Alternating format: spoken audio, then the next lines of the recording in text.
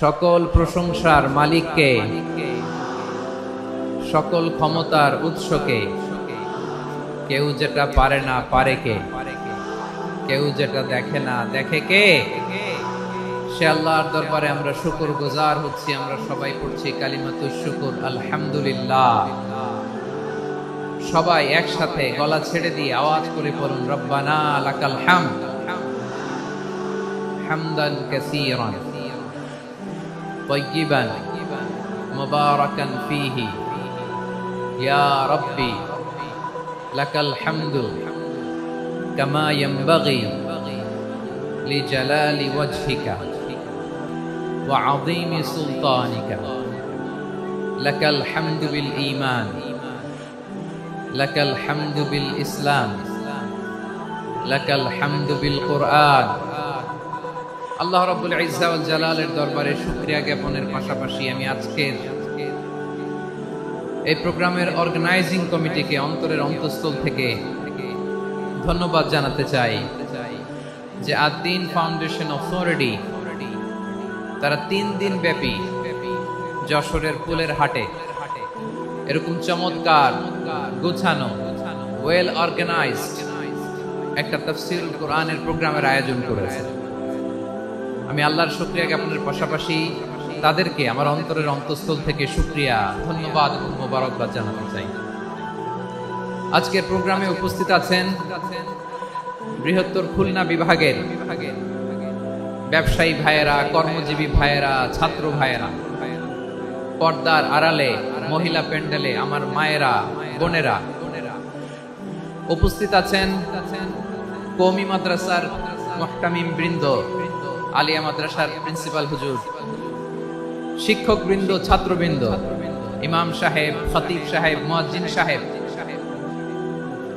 আইন শৃঙ্খলায় কর্মরত ভাইয়েরা, ভলান্টিয়ার্স, মিডিয়া কর্মী, সাংবাদিক বন্ধুরা, ইউটিউবার্স, আমি সবাইকে অন্তরের অন্তঃস্থল থেকে শুভেচ্ছা জানিয়ে শুরু করতে চাই। প্রিয় ভাইয়েরা, আমি জানি যশোরের মানুষ খুবই well civilised, they know manners, তারা ম্যানার জানে। অতিথির সাথে কেমন আচরণ করতে হয় যশোরের লোকেরা এটা জানে কি জানে না বলেন? মাশাআল্লাহ। স্টেজ থেকে ইনস্ট্রাকশন আসলে সেটা শুনতে হবে, না শুনলে আমিও বলতে পারবো না, আপনারাও উপকৃত হবেন না। কোটি কোটি টাকা ব্যয়, অনেক পরিশ্রম সাপেক্ষে, অনেক ওয়েল ডিজাইন করে ওনারা প্রোগ্রাম করেছেন। শেষ অধিবেশন যদি আপনারা ধাক্কা ধাক্কি বিশৃঙ্খলা করেন, বঞ্চিত হব, আমরা বঞ্চিত হব, আপনারা বঞ্চিত হবেন। মিডিয়া কর্মীদের মাধ্যমে দেশে বিদেশে কোটি কোটি দর্শক তারা বঞ্চিত হবে। আর যদি একটা নীরব, নিস্তব্ধ, নিঝুম পরিবেশ আমাকে উপহার দেন, আমি জনগুরুত্বপূর্ণ, যেটা রাষ্ট্রের জন্য গুরুত্বপূর্ণ, যেটা সামাজিকভাবে আমাদের জন্য গুরুত্বপূর্ণ, আমার ব্যক্তি জীবনের জন্য গুরুত্বপূর্ণ, গোটা মানবতার জন্য গুরুত্বপূর্ণ, এরকম কিছু বার্তা আজকের এই ঐতিহাসিক যশোরের প্রোগ্রামে আমি রাখতে চাই ইনশাআল্লাহ। কিন্তু সেজন্য সহযোগিতা করতে হবে। যে ডান দিকের ছেলেরা মাশাআল্লাহ বলার সাথে সাথে ঠান্ডা, কিন্তু এখানে এখনো ঠান্ডা হচ্ছে না। তোমরা ভলান্টিয়ারদের কথা শোনো, জায়গা না পেলে পেছনে যাও। ধাক্কা ধাক্কি করো কেন ভাইয়েরা? এটা করো না। এই যে তোমাদেরকে দেখতে পাচ্ছি তো, একে অপরকে ধাক্কা ধাক্কি করে আমাকে দেখার চেষ্টা, পেছনে চলে যাও। Move move on, move, sit or move. আমি বারবার থামুন, চুপ করুন বলতে পারবো না। Sit or move on. 9টা প্যান্ডেল আছে, এখানে ধাক্কা ধাক্কির কোনো মানে হয় না। তোমরা ধাক্কা ধাক্কি করবা, এই জন্য প্যান্ডেল করা হয় নাই 9টা। বসো, কোনো কথা নাই, বসো বসো বসো। কানগুলো খরগোশের কানের মতো খাড়া করো, কোনো আওয়াজ নাই, আওয়াজ নাই, কোনো আওয়াজ নাই। এই যে প্রিয় ভাইয়েরা, আল্লাহর ওয়াস্তে চুপ করুন। যশোরের ভাইয়েরা, আল্লাহর ওয়াস্তে চুপ করুন। আমি 10 থেকে 0 গুনবো, এরপরে যদি আওয়াজ হয় চলে যাব, চলে যাব, কিন্তু কোনো আওয়াজ নাই। আমি কিছু জিজ্ঞেস করলে উত্তর দেওয়ার সময় গলা ফাটায় আওয়াজ করতে হবে, ঠিক কিনা? বাস, এর বাইরে আর আওয়াজ নাই। 10 থেকে 0 গুনবো, হয় বসো, নয় অন্য প্যান্ডেলে যাও, কোনো আওয়াজ হবে না। 10, 9, 8, 7,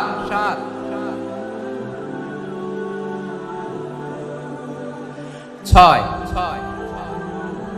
5 4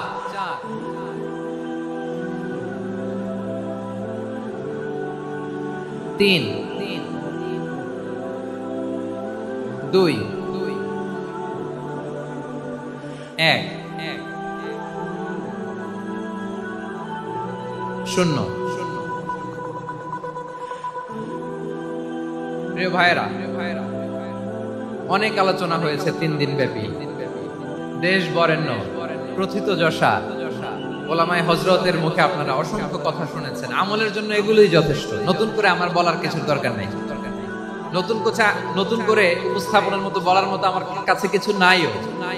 যা বলার 1500 বছর আগে আল্লাহ তাআলা উম্মাহকে বলে দিয়েছেন, ঠিক কিনা? এমন কিতাব দান করেছে যে কিতাবে ভুল নাই, যতই পড়ি ততই শেখা যায়। বিয়ন্ডলেস, বাউন্ডলেস, বটমলেস, কুল কিনারা নাই, কুল কিনারা বিহীন সাগর। করেন সুবহানাল্লাহ। গত 3 দিন ধরে স্কলাররা যে সমস্ত বিষয়ে কোরআন সুন্নাহর আলোকে আলোচনা করেছে, আমরা যেন সেগুলোর উপর আমল করতে পারি। আল্লাহ তৌফিক দান করুক, আমরা পড়ি আমিন। আসুন এখানে আসার বসার এই প্রোগ্রামে অংশগ্রহণ করার উদ্দেশ্যকে, নিয়তকে আমরা খালিস করে নিই। আজকে আমরা যা শুনবো শিখবো আমলের নিয়তে শুনবো, ঠিক কিনা বলেন? শেষ পর্যন্ত নীরবতা বজায় রাখবো। আমি উঠবো, আপনারা উঠবেন। এর আগে ওঠা যাবে না।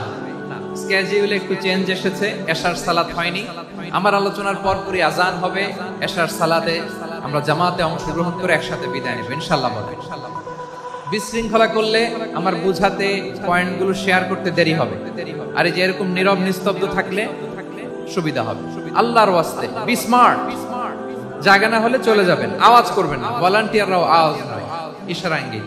প্রিয় ভাইরা, যে টপিকটি নিয়ে আমি আপনাদের সামনে আজকে কথা বলতে চাই, টপিকটি অনেক গুরুত্বপূর্ণ। টপিকটি হচ্ছে হিউম্যান রিসোর্স ডেভেলপমেন্ট, মানব সম্পদ উন্নয়ন। কারণ আল্লাহ তাআলা আমাদের যা দেখ আর না দেখ এটা দিছে। মানুষ আর মানুষ, 18 কোটি মানুষ, ঠিক কিনা? এই 18 কোটি জনসংখ্যার দেশে বসবাস করে আমরা খুশি না বেজার? খুশি হইতে হবে, বেজার হইেন না। জাপানের খবর জানেন? তাদের গ্রোথ রেট নিচের দিকে, উল্টো। জনসংখ্যা নাই, বাচ্চা নিলে, সন্তান নিলে গভর্নমেন্ট তাদের টাকা দেয়। আমাদেরকে আল্লাহ তাআলা দয়া করে, মায়া করে এই সম্পদটা দিয়েছে। এই মানব সম্পদকে যেন আমরা কাজে লাগাই ইনশাআল্লাহ। পড়েন সবাই। হিউম্যান রিসোর্স ডেভেলপমেন্ট অনেক জনগুরুত্বপূর্ণ বিষয়, খুব সেনসিটিভ বিষয়, বুঝতে হবে। যশোরের স্মার্ট ছেলেরা, এই যে আমি যাদেরকে দেখতে পাচ্ছি, all are the Gen Z of Jashore. যারা জেন জি, ওরা স্মার্ট, ওরা ইশারা ইঙ্গিতে কাজ করে। এই যে পুরো গদি উল্টায় দিছে, ঠিক কিনা? 24-এর ছাত্র নাগরিক অভ্যুত্থান আমাদের দেখিয়ে দিচ্ছে কিভাবে চোখের ইশারায় গদি উল্টে দিতে হয়। জেনজিদের নিয়ে বসেছে, ওরা তো স্মার্ট, ওরা ডিস্টার্ব করবে না। মেহেরবানি করে আমার সাথে কানেক্ট করো, 1 to 1, brain to brain, eye to eye, eye contact করো আমার সাথে। তাকাও, কষ্ট হলো আমার দিকে তাকাও, আওয়াজ করা যাবে না, আমার দিকে তাকাও। প্রিয় ভাইরা, হিউম্যান রিসোর্স ডেভেলপমেন্টের ব্যাপারে কিছু কথা বলবো। এই যে আমাদের বিশাল জনসংখ্যা, এই জনসংখ্যাকে কি করে জনসম্পদে রূপান্তরিত করা যায় এ ব্যাপারে কথা বলবো। আমি সূরাতু বনী ইসরাইলের 70 নম্বর আয়াত তেলাওয়াত করেছি। এই আয়াতের আলোকে কিছু কথা আমি আপনাদের সামনে বলবো। আল্লাহ তাআলা ইরশাদ করছেন, ওয়ালাকাদ কাররামনা বনী আদম ওয়া হামালনাহুম ফিল বাররি ওয়াল বাহরি ওয়া রাযাকনাহুম মিনাত তাইয়্যিবাত ওয়া ফাদ্দালনাহুম আলা কাসীরিম মিম্মান খালাকনা তাফদীলা। পড়েন আল্লাহু আকবার। রব্বুল আলামিন বলেন, ওয়ালাকাদ কাররামনা বনী আদম, আমি বনী আদমকে সম্মানিত করেছি, বনী আদমকে মর্যাদা দিয়েছি। ওয়া হামালনাহুম ফিল বাররি ওয়াল বাহর, বনী আদমকে জলে, স্থলে, স্থলে এবং সমুদ্রে চলাচলের বাহন দিয়েছি। ওয়া রাযাকনাহুম মিনাত তাইয়্যিবাত, তাদেরকে পবিত্র রিজিকের বন্দোবস্ত করেছি। وفضلناهم على كثير ممن خلقنا تفضيلا। আর আমি আল্লাহ যাদেরকে সৃষ্টি করেছি তাদের মধ্য থেকে বনি আদমকে আমি শ্রেষ্ঠ বানিয়েছি। আমরা শ্রেষ্ঠ, আমরা আশরাফুল মাখলুকাত। আমরা কি? এই যে এমনি চিল্লাচিল্লি করে জিজ্ঞেস করলে বলে না, আমরা আশরাফুল মাখলুকাত। আমরা কি? শ্রেষ্ঠ, সবার চেয়ে সেরা। আমাদের মতো করে আল্লাহ কাউকে বানায় নাই। দুই পায়ে ভর করে শির দ্বারা এরকম স্ট্যান্ড রেখে মাথা উঁচু করে দাঁড়াতে পারে এরকম কোন প্রাণী পৃথিবীতে আছে? এজন্য আল্লাহ বলেন ওয়ালাকাদ কাররামনা বানি আদম, আমি বনি আদমকে সম্মানিত করেছি, তাদেরকে আমি মর্যাদা দিয়েছি। তাদেরকে আমি যত মর্যাদা দিয়েছি আমার কোন সৃষ্টিকে এত মর্যাদা দেই নাই। পড়েন সুবহানাল্লাহ। I have dignified the status of the sons of Adam.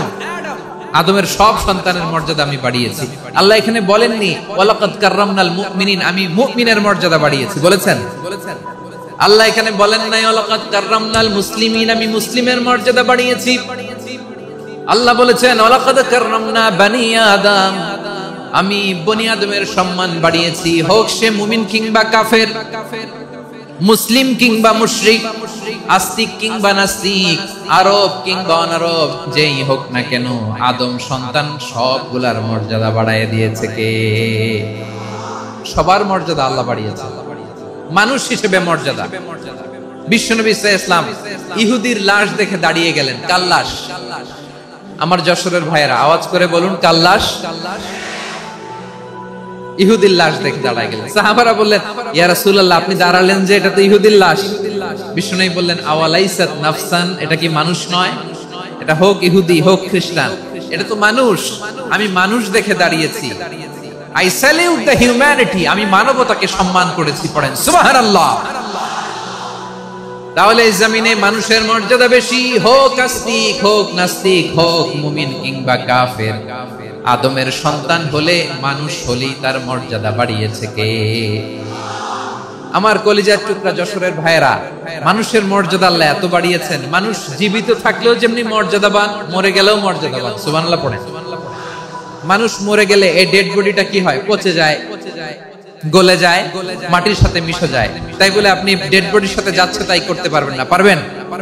কেউ যদি অন্যায় করে তাকে যদি আপনি শাস্তির আওতায় আনেন, যা মনে চায় করতে পারবেন না। তারা আগুন দিয়ে পোড়াতে পারবেন না, নাক কাটতে পারবেন না, কান কাটতে পারবেন না, অঙ্গ বিকৃতি করতে পারবেন না। কারণ মানব জাতির মর্যাদা স্বয়ং দিয়েছে কে? ডেড বডি পচে যাবে, গলে যাবে। তারপর ইসলাম বলে না, খবরদার, এই মরা লাশটারও একটা মর্যাদা আছে না নাই? ইসলাম বলে এই লাশটা গলে যাবে, পচে যাবে, কিন্তু এটার অমর্যাদা করো না। কর্পূর দিয়ে, খেজুর পাতা দিয়ে, এটাকে ওয়ার্ম ওয়াটার দিয়ে, গরম পানি দিয়ে ধৌত করো। সাদা শুভ্র ধবধবে কাপড় দিয়ে লাশটাকে তুমি কভার করো। তারপরে খাটিয়ার মধ্যে লাশটাকে রেখে বিশাল একটা প্রোগ্রাম করো, একটা ফিউনারাল প্রোগ্রাম করো। ওই প্রোগ্রামের ডানে বায়ে পেছনে লাশটারে রাখলে হবে না, প্রোগ্রামের একেবারে সামনেটাতে তুমি লাশটাকে রাখো। সুবহানাল্লাহ। একটা ফিউনারাল প্রোগ্রাম করতে হবে, তাকে শেষ বিদায় জানাতে হবে, যেটাকে আমরা জানাজা বলি। কি বলি? জানাজা মানে মাইয়িতের জন্য দোয়া, তার জন্য দোয়া করা হয়। তাকে একটা সিস্টেমেটিক অর্ডারে কবরে রাখা হয়, সুন্দরভাবে সেটাকে কবরস্থ করা হয়, মাটি দেয়া হয়, পানি দেয়া হয়। তার মানে মরে গেলেও মানুষের সম্মান বাড়ায় দিয়েছে কে? এজন্য আল্লাহ বললেন ওয়ালাকাদ কাররামনা বানি আদম, বনি আদমের সম্মান মর্যাদা আমি আল্লাহ বাড়িয়ে দিয়েছি। মানুষের সম্মানে তুমি কখনো আঘাত করো না, ঠিক কি না?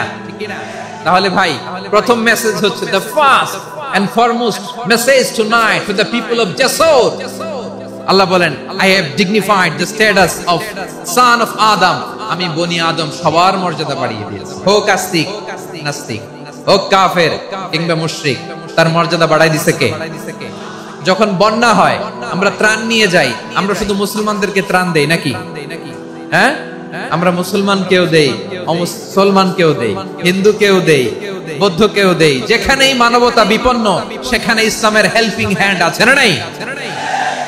সুবহানাল্লাহ। কি দিন আমরা পেয়েছি, কি বিধান আমরা পেয়েছি। ওয়ালাকাদ কাররামনা বানি আদম, আমি বনি আদমকে সম্মানিত করেছি। এরপর আল্লাহ বললেন ওয়া হামালনাহুম ফিল বাররি ওয়াল বাহর, মানুষকে স্থলে এবং সমুদ্রে চলাচলের বাহন আমি দিয়েছি। স্থলে কিভাবে চলবে, জলে কিভাবে চলবে, এই বাহনের ব্যবস্থা করেছে কে? এই জেনজি, এই সামড়া, ইরাম করতেছো কিসের জন্য? হ্যাঁ, ইরাম করলে চলবি? হ্যাঁ, বস বস বস বস, আওয়াজ করতেছো কেন? দিবানা, কথা বলতে দিবানা আমাকে? এইটা বুঝি তোমাদের ভালোবাসার নমুনা? তোমাদের ভালোবাসার কারণে যদি আমি কোথাও দাঁড়াতেই না পারি, কোথাও বসতে না পারি, কোথাও দুটা কথা বলতে না পারি, এই ভালোবাসা দিয়ে কি হবে আমার? বরং ঘামতে ঘামতে ঘর্মাক্ত হব, রক্তাক্ত হব। কিন্তু সেন্ট্রাল থেকে, সেন্ট্রালি যে ইনস্ট্রাকশন আসবে, সেই ইনস্ট্রাকশনের এক চুল আমরা ডানে বায়ে যাব না। এইটা গণজাগরণের জন্য এইটা দরকার, ইসলামী বিপ্লবের জন্য এইটা দরকার। তো আধা ঘন্টা ধরে যদি তোমাদেরকে থামানোই না যায়, এই লস্কর দিয়ে আমি কি করব? আল্লাহর ওয়াস্তে নো নো নো স্লোগান, চুপচাপ একেবারে আমার দিকে তাকাও। আল্লাহ বললেন ওয়া হামালনাহুম ফিল বাররি ওয়াল বাহর, জলে স্থলে আমি চলাচলের যানবাহনের ব্যবস্থা করেছি। আমরা স্থলে ঘোড়ার উপরে চড়ি, উটের উপরে চড়ি, গাড়ির উপরে চড়ি। এই যে গাড়ির ইঞ্জিন বানাইছি আমরা, এটার মেধা দিয়েছে কে? আবার সাগরের মধ্যে আমরা নৌযান, জলযান, বড় বড় জাহাজ দিয়ে এক মহাদেশ থেকে আরেক মহাদেশ যাই, এক দেশ থেকে মালামাল গুলো আরেক দেশে পাঠাই। সাগরের ভেতরে নৌকাগুলোরে ধরে রাখলো কে? والفلك التي تجري في البحر بما ينفع الناس, মানুষের উপকার আছে এরকম সরঞ্জামাদি নিয়ে সাগরের উপরে বিশাল বিশাল জলযানগুলো চলে। এগুলো ডুবে যায় না, কাত হয়ে যায় না, পড়ে যায় না। এগুলোকে স্থিতিস্থাপকতাকে ঠিক করে রাখলো কে? আপনারা জাহাজ দেখেছেন? জাহাজ, হ্যাঁ, বাড়ি চট্টগ্রাম হইলে দেখতে পারতেন। দেখছেন? বিশাল বিশাল জাহাজ, বিশাল জাহাজ মালামাল নিয়ে এক মহাদেশ থেকে আরেক মহাদেশে যায়। গত মাসে আমার জাপান সফর ছিল। এই যে বাংলাদেশে যে গাড়িগুলো চালান, বেশিরভাগ গাড়ি আসে কিন্তু জাপান থেকে। হাজার হাজার গাড়ি একটা জাহাজ বহন করতে পারে, হাজার হাজার গাড়ি। এটাতে সাগরের মধ্যে ভাসাইলো কে? সবাই বলুন, ভাসালো কে? হাজার হাজার গাড়ি নিয়ে জাপানিজ গাড়িগুলো আমাদের চট্টগ্রামের এয়ারপোর্টের বন্দরে ভিড়ে। যুক্তরাষ্ট্রে আমি দেখেছি বিশাল বিশাল জাহাজ। আপনারা টাইটানিক জাহাজের নাম শুনেছেন? টাইটানিকেরও 8 গুণ 10 গুণ বড়। সুবহানাল্লাহ কইবেন না? টাইটানিক জাহাজের 8 গুণ 10 গুণ বড় একটা জাহাজ আছে, আইকন অফ দ্য সি, আমি দেখে এসেছি। রয়্যাল ক্যারিবিয়ান দেখে এসেছি। সাগরের সামনে জেটিতে যখন দাঁড়ালাম, জাহাজটা যখন যায়, আমার মনে হচ্ছে একটা শহর, গোটা শহর, the entire city is floating on the water, পুরো একটা শহর মনে হয় পানির উপর দিয়ে ভেসে যাচ্ছে। পড়েন সুবহানাল্লাহ। এই যে আইকন অফ দ্য সি, এই ক্রুজ, এই জাহাজটা, এটার ভিতরে স্টেডিয়াম আছে। কিসের ভিতরে স্টেডিয়াম? কথা বুঝে নাই বোধহয়। স্টেডিয়াম কিসের ভিতর? সুইমিং পুল আছে, শপিং মল আছে, রেস্টুরেন্ট আছে, ক্লাব আছে, 3000 4000 রুম বিশিষ্ট, কক্ষ বিশিষ্ট হোটেল আছে। এই সবগুলোর নিয়ে এগুলো চলে সাগরের এই দোলার মধ্যে, জলোচ্ছ্বাসের মধ্যে। এই সাগরের ভেতরে এই জাহাজগুলোর ভাষায় রাখছে কে? সূরাতুর আর-রহমানে আল্লাহ তাআলা বললেন ওয়ালাহুল জাওয়ারিল মুনশাআতু ফিল বাহরি কাল আ'লাম ফাবিআইয়ি আলা, সবাই পড়েন ফাবিআইয়ি আলাই রাব্বিকুমা তুকাযযিবান। পাহাড় সম বড় বড় জাহাজগুলো মাল বোঝাই করে সাগরের মধ্যে ভেসে বেড়ায়। এগুলো দিয়ে মালামাল বহন করা যায়, মানুষরা এক দেশ থেকে আরেক দেশে যায়। এই জাহাজগুলোর সাগরের ভেতরে ভাসায় রাখলো কে? এই আয়াতের ভেতরে আল্লাহ তাআলা সূরাত বনী ইসরাঈলের এই চমৎকার আয়াতের ভেতরে আল্লাহ তাআলা বেসিক্যালি মানব জাতির প্রতি তার 4টি স্পেশাল অনুগ্রহের কথা বলেছেন। কয়টি? দুইটা বলে ফেলছি। এক নাম্বার ওয়ালাকাদ কাররামনা বানি আদম, আমি বনি আদমের সম্মান বাড়াইছি। নাকি মুসলমানদের, নাকি মুসল্লিদের? কার সম্মান বাড়িয়েছি? বনি আদমের। তাহলে human dignity, the first part of the verse talks about the human dignity. দুই নাম্বার অংশ আল্লাহ তাআলা বললেন ওয়া হামালনাহুম ফিল বাররি ওয়াল বাহর, স্থলে এবং সমুদ্রে আমি তাদের জন্য চলাচলের বাহন দিয়েছি। সুবহানাল্লাহ। তার মানে smooth movement on land and sea, জলে এবং স্থলে যাতে আমরা স্মুথলি মুভ করতে পারি আল্লাহ তাআলা দিয়েছেন। তিন নাম্বার আল্লাহ তাআলা বললেন ওয়া রাযাকনাহুম মিনাত তাইয়্যিবাত, মানুষের জন্য আমি পবিত্র রিজিকের ব্যবস্থা করেছি। জলে এবং স্থলে যত প্রাণী আছে সবগুলা প্রাণীকে রিজিক দেয় কে? আমাদেরকে রিজিক দেয় কে?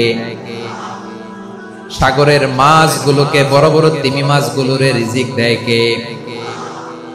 বাতাসের মধ্যে ভেসে বেড়ানো বড় বড় পাখিগুলো, স্ক্যান্ডিনেভিয়ান কান্ট্রি থেকে লক্ষ লক্ষ কোটি কোটি পাখিগুলো যে এক দেশ থেকে আরেক দেশে ট্রান্সফার হয়, এগুলোর রিজিক দেয় কে?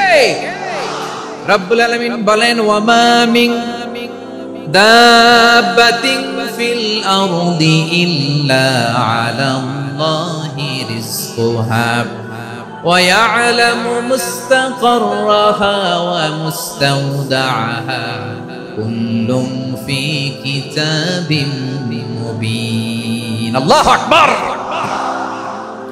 রব্বুল আলামিন বলেন ভূপৃষ্ঠে বিচরণশীল যত প্রাণী আছে সব প্রাণীগুলোকে আমি আল্লাহ আমার নিজের কুদরতে রিজিকের বন্দোবস্ত করি। এই প্রাণীগুলো কোথায় থাকে, কোথায় যায়, সব জায়গায় আমি রিজিক পৌঁছে দেই। রিজিক কেউ দিতে পারে না, রিজিকের মালিক কে? রিজিকের মালিক তিনি আল্লাহ। এজন্য আল্লাহ তাআলা বললেন ওয়ারাযাকনাহুম মিনাত তাইয়্যিবাত। এরপর আল্লাহ বললেন ওয়া ফাদ্দালনাহুম আলা কাসীরিম মিম্মান খালাকনা তাফদীলা। আমি যত প্রাণী সৃষ্টি করেছি সকল প্রাণীর মধ্যে মানুষের মর্যাদা শ্রেষ্ঠত্ব আমি দিয়েছি। সুবহানাল্লাহ পড়েন। তাহলে এক নম্বরে আল্লাহ বললেন আমি বনি আদমের মর্যাদা বাড়ালাম। এরপরে বললেন স্থলে এবং সমুদ্রে চলাচলের জন্য যানবাহন দিলাম। তিন নম্বরে আল্লাহ বললেন পবিত্র রিজিকের ব্যবস্থা করে দিলাম। এরপরে আল্লাহ বললেন যত প্রাণী আছে, সৃষ্টি আছে, সবগুলার উপরে আমি মানুষকে শ্রেষ্ঠত্ব দিলাম। সুবহানাল্লাহ। তাহলে সবচেয়ে বেশি শ্রেষ্ঠত্ব মানুষের। কার? মানুষের। শুধু তাই নয় প্রিয় ভাইরা, আকাশ এবং জমিনে যা কিছু আছে সবকিছু মানুষের জন্য, মানুষের কল্যাণে, মানুষের প্রয়োজনে, মানুষের বশীভূত করে সৃষ্টি করেছেন কে? রব্বুল আলামিন বলেন হুয়াল্লাযী খালাকা লাকুম মা ফিল আরদি জামিআ। এই জমিনের মধ্যে যা কিছু আমি আল্লাহ সৃষ্টি করেছি সবকিছু আমি মানুষের জন্য সৃষ্টি করেছি। পড়েন সুবহানাল্লাহ। ওয়াল্লাযী খালাকা লাকুম মা ফিল আরদি জামিআ, যা আছে সব আমাদের জন্য, সব আমাদেরকে সার্ভিস দেওয়ার জন্য, আমাদের উপকারের জন্য, আমাদের কল্যাণের জন্য। আওয়াজ করে সবাই পড়ুন আল্লাহু আকবার। অন্য আয়াতে আল্লাহ বললেন ওয়াসাখখারা লাকুম মা ফিস সামাওয়াতি ওয়া মা ফিল আরদি জামিআন মিন ইন্না ফি যালিকা লাআয়াতিন লিকাওমিন ইয়াতাফাক্কারুন।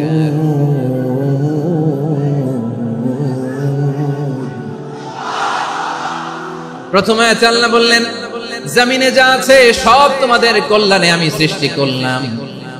এরপরে আল্লাহ বললেন আকাশেও যা আছে সব তোমাদের জন্য সৃষ্টি করলাম, তোমাদের অনুগত বানিয়ে দিলাম। পড়েন সুবহানাল্লাহ। মানুষের কি ব্রেইন দেখেন, মানুষ জমিন ছেড়ে আকাশে চলে যায়। পাখি দেখে মানুষের শখ হলো পাখি যেহেতু উঠতে পারে আমরাও পারবো। অরবিল রাইড, উইলবার রাইড, দুই ভাই মিলে আঁকাঝোঁকা করতে করতে করতে করতে প্লেন বানায় ফেললো। কোন সুবহানাল্লাহ। এখন পাখিও ওরে, আমরাও ওরি। এরপরেই মানুষের কৌতূহল থামে না এখানে। মানুষ চলে গিয়েছে চাঁদে। কোথায় গেছে? এখন কিন্তু চাঁদে জমি বিক্রি হয় জানেন? পৃথিবী নিয়ে মারামারি শেষ। রাশিয়া আমেরিকা এখন ধরছে চাঁদ আর মঙ্গল গ্রহ। এখন চাঁদে জমি বিক্রি হয়। মঙ্গলে জমি বিক্রি হয়। এই চাঁদ, মঙ্গল, বৃহস্পতি, শনি সব আল্লাহ তাআলা আমাদের জন্য বানিয়েছেন। সুবহানাল্লাহ পড়েন। মানুষ সাগরের উপরে চড়ে, শূন্যে ভেসে বেড়ায়, পাহাড় কেটে সুড়ঙ্গ বানায়, টানেল বানায়। মানুষ ব্রডব্যান্ডের লাইন নিয়ে যায় সাগরের ভেতর দিয়ে, এক দেশ থেকে আরেক দেশে, এক মহাদেশ থেকে আরেক মহাদেশে। সুবহানাল্লাহ পড়েন। তার মানে গোটা বিশ্বের সবকিছুর উপরে control, superiority over all creatures, সবকিছুর উপর কন্ট্রোল, মনিটরিং, নিয়ন্ত্রণ, এটা প্রতিষ্ঠা করে দিয়েছে কে? এজন্যই মানুষের শ্রেষ্ঠত্ব। ওয়ালাকাদ কাররামনা বানি আদম, আমি বনি আদমের সম্মান বাড়িয়েছি, মর্যাদা আমি বাড়িয়ে দিয়েছি এই কারণে, কারণ মানুষ সবকিছুর উপর নিয়ন্ত্রণ নিতে পারে। মানুষকে নিয়ে এই কোরআনের সব আলোচনা, মানুষকে নিয়ে এই কোরআনের সব। তাই কোরআনের কেন্দ্রীয় আলোচ্য বিষয় হচ্ছে মানুষ। কোরআনের কেন্দ্রীয় আলোচ্য বিষয় কি? যশোরের ভাইয়েরা বুঝে থাকলে সবাই বলবেন কোরআনের কেন্দ্রীয় আলোচ্য বিষয় কি? এই যে আমি মূল আলোচনায় যাচ্ছি এখন। কেন মানুষ কোরআনের কেন্দ্রীয় আলোচ্য বিষয়? এই যে ভাইয়েরা, এই যে হাত জোর করে, এই যে Jessore Gen Z, the smart people of Jessore, হাত জোর করে বলতেছে, হাত জোর করে তোদের কাছে আল্লাহর দোহাই লাগে। Stop, stop, stop. শুরুতে একবার বলেছে জায়গা না হলে আস্তে আস্তে ধাক্কা দিবা, সামনে না পিছনে, দিয়ে দিয়ে বের হয়ে চলে যাও। এলইডিতে দেখো, এই যে, এই যে আল্লাহর ওয়াস্তে জায়গা না হলে ওদিকে যাও। কোরআনের মাহফিলে বিশৃঙ্খলা, এটা কাফিরদের আলামত। কাফিররা শীষ দিত, শীষ। বিশ্বনবী কোরআনের তাফসীর করলে কাফিররা শীষ দিত আর ক্ল্যাপিং করত, হুইসেল এন্ড ক্ল্যাপিং। তো আমরা কি এখানে বিশৃঙ্খলা করতে আসছি? তো বারবার থামানো লাগে কেন? কোনো আওয়াজ হবে না, বললাম তো। স্টপ, আওয়াজ করে বলুন কোরআনের কেন্দ্রীয় আলোচ্য বিষয় কি? সবাই বলেননি। এতগুলো মানুষ উত্তর দিলে এতটুকু আওয়াজ হয়, অন্তত আমি বিশ্বাস করি না। যশোর, আওয়াজ করে বলো কোরআনের কেন্দ্রীয় আলোচ্য বিষয় কি? মানুষ। এই মানুষ কোরআনের কেন্দ্রীয় আলোচ্য বিষয়। মানুষকে আল্লাহ স্বাধীনতা দিয়েছেন। ফামান শাআ ফালিউমিন ওয়া মান শাআ ফালিয়াকফুর। চাইলে মুমিন হতে পারো, চাইলে কাফের হতে পারো, তোমার ইচ্ছা। তবে জেনে রাখো, মুমিন হলে পাবা জান্নাত, কাফির হলে পাবা জাহান্নাম। নাও দ্য ডিসিশন ইজ ইয়ার্স। সিদ্ধান্ত তোমার, জান্নাতে যাবা না জাহান্নামে যাবা। যশোরের ভাইয়ের আওয়াজ করে বলুন কই যেতে চান, জান্নাতে না জাহান্নামে?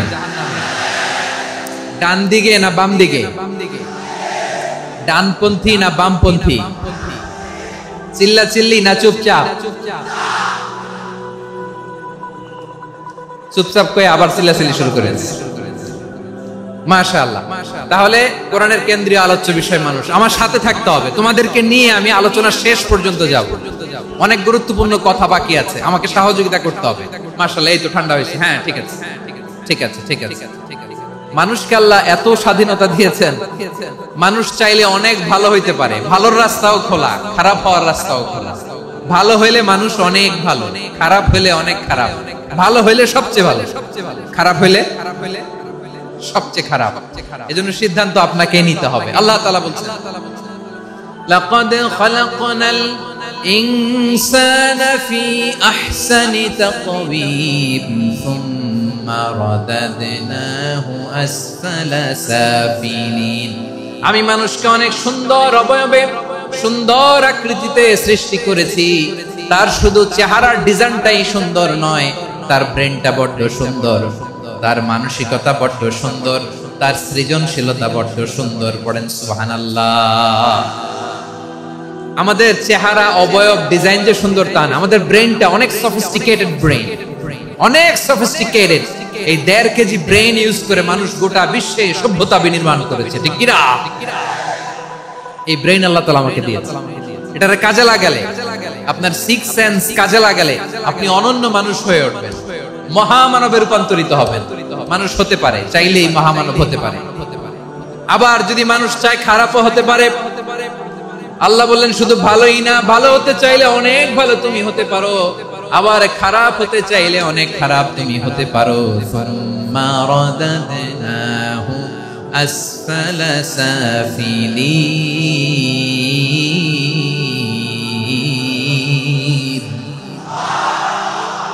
খারাপ হলে একেবারে খারাপ হতে পারো, নিকৃষ্ট হলে একেবারে নিকৃষ্ট হতে পারো, ভালো হলেও ভালো হতে পারো। কোন সুবহানাল্লাহ। এবার আওয়াজ করে বলুন, ভালো হতে চাই না খারাপ? শ্রেষ্ঠ না নিকৃষ্ট? মানুষ ভালো হলে মানুষ ফেরেশতার চেয়েও ভালো, মানুষ খারাপ হলে সে পশুর চেয়েও খারাপ। কথা ঠিক কিনা বলেন? ভালো হলে ফেরেশতার চেয়েও ভালো, খারাপ হলে পশুর চেয়েও নিকৃষ্ট। তার মানে শ্রেষ্ঠত্বে মানুষ শ্রেষ্ঠত্বে ফেরেশতাকে হার মানায়, আর অধপতনে শ্রেষ্ঠত্বে ফেরেশতাকে ছাড়িয়ে যায়, আর অধপতনে পশুকেও হার মানায়। আই রিপিট, আমি আবারও বলছি, মানুষ শ্রেষ্ঠত্বে ফেরেশতাকে ছাড়িয়ে যায়, আর অধপতনে সে পশুকেও হার মানায়। আওয়াজ করে বলতে হবে ঠিক কি না? এটার প্রমাণ কি? মানুষ শ্রেষ্ঠ হইলে যে ফেরেশতার চেয়েও সেরা, তার প্রমাণ কি? আল্লাহ তাআলা বলছেন, ওয়া ইয কুলনা লিল মালাইকাতি ইসজুদু লি আদম ফাসাজাদু ইল্লা ইবলিস আবা ওয়াস্তাকবারা ওয়া কানা মিনাল কাফিরিন। আল্লাহ বলেন, স্মরণ করো সে সময়ের কথা যখন আমি ফেরেশতাদেরকে বললাম, ও ফেরেশতারা আদমকে সিজদা দাও। সব ফেরেশতারা সম্মান সূচক সিজদা আদমকে দিল, তারা আদমের জন্য সিজদায় লুটিয়ে পড়লো, একজন ছাড়া, তার নাম ইবলিস। আওয়াজ করে বলেন, তার নাম কি? সে অহংকার প্রদর্শন করলো, সে কাফের হয়ে গেল, বাকি সব ফেরেশতারা সিজদা দিল। সুবহানাল্লাহ। আবার আদম আলাইহিস সালামকে আল্লাহ জিজ্ঞেস করলেন, সব বলে দিল উত্তর, কিন্তু ফেরেশতাদেরকে একই প্রশ্ন জিজ্ঞেস করলেন, তারা উত্তর করতে পারে নাই। তার মানে এর মধ্য দিয়ে প্রমাণিত হয়, মানুষ ভালো হলে ফেরেশতার চেয়েও ভালো, ফেরেশতার চেয়েও মানুষের মর্যাদা বাড়িয়ে দিয়েছে কে? সব নূরের ফেরেশতা যখন মাটির আদমকে সিজদা দেয়, এটা প্রমাণ করে ফেরেশতার চেয়েও মানুষের মর্যাদা বাড়িয়ে দিয়েছে কে? তুমি মাটির আদমকে প্রথম সৃষ্টি করিয়া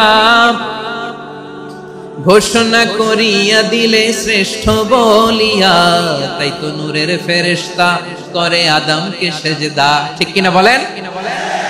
তাই তো নূরের ফেরেশতা করে আদমকে সিজদা, সবার চেয়ে সম্মান দিলে মাটির আদমকে। আল্লাহু আল্লাহু তুমি জাল্লে জালালুহু, শেষ করা তো যায় না গে তোমার গুণগান। পড়েন না? পড়েন।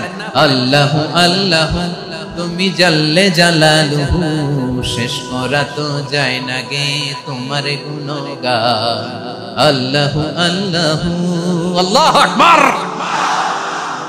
আদমের মর্যাদা বেশি, মানুষের মর্যাদা বেশি, মানুষ শ্রেষ্ঠ, তার প্রমাণ নূরের ফেরেশতা মাটির আদমকে সিজদা করে। আওয়াজ করে বলেন ঠিক কি না?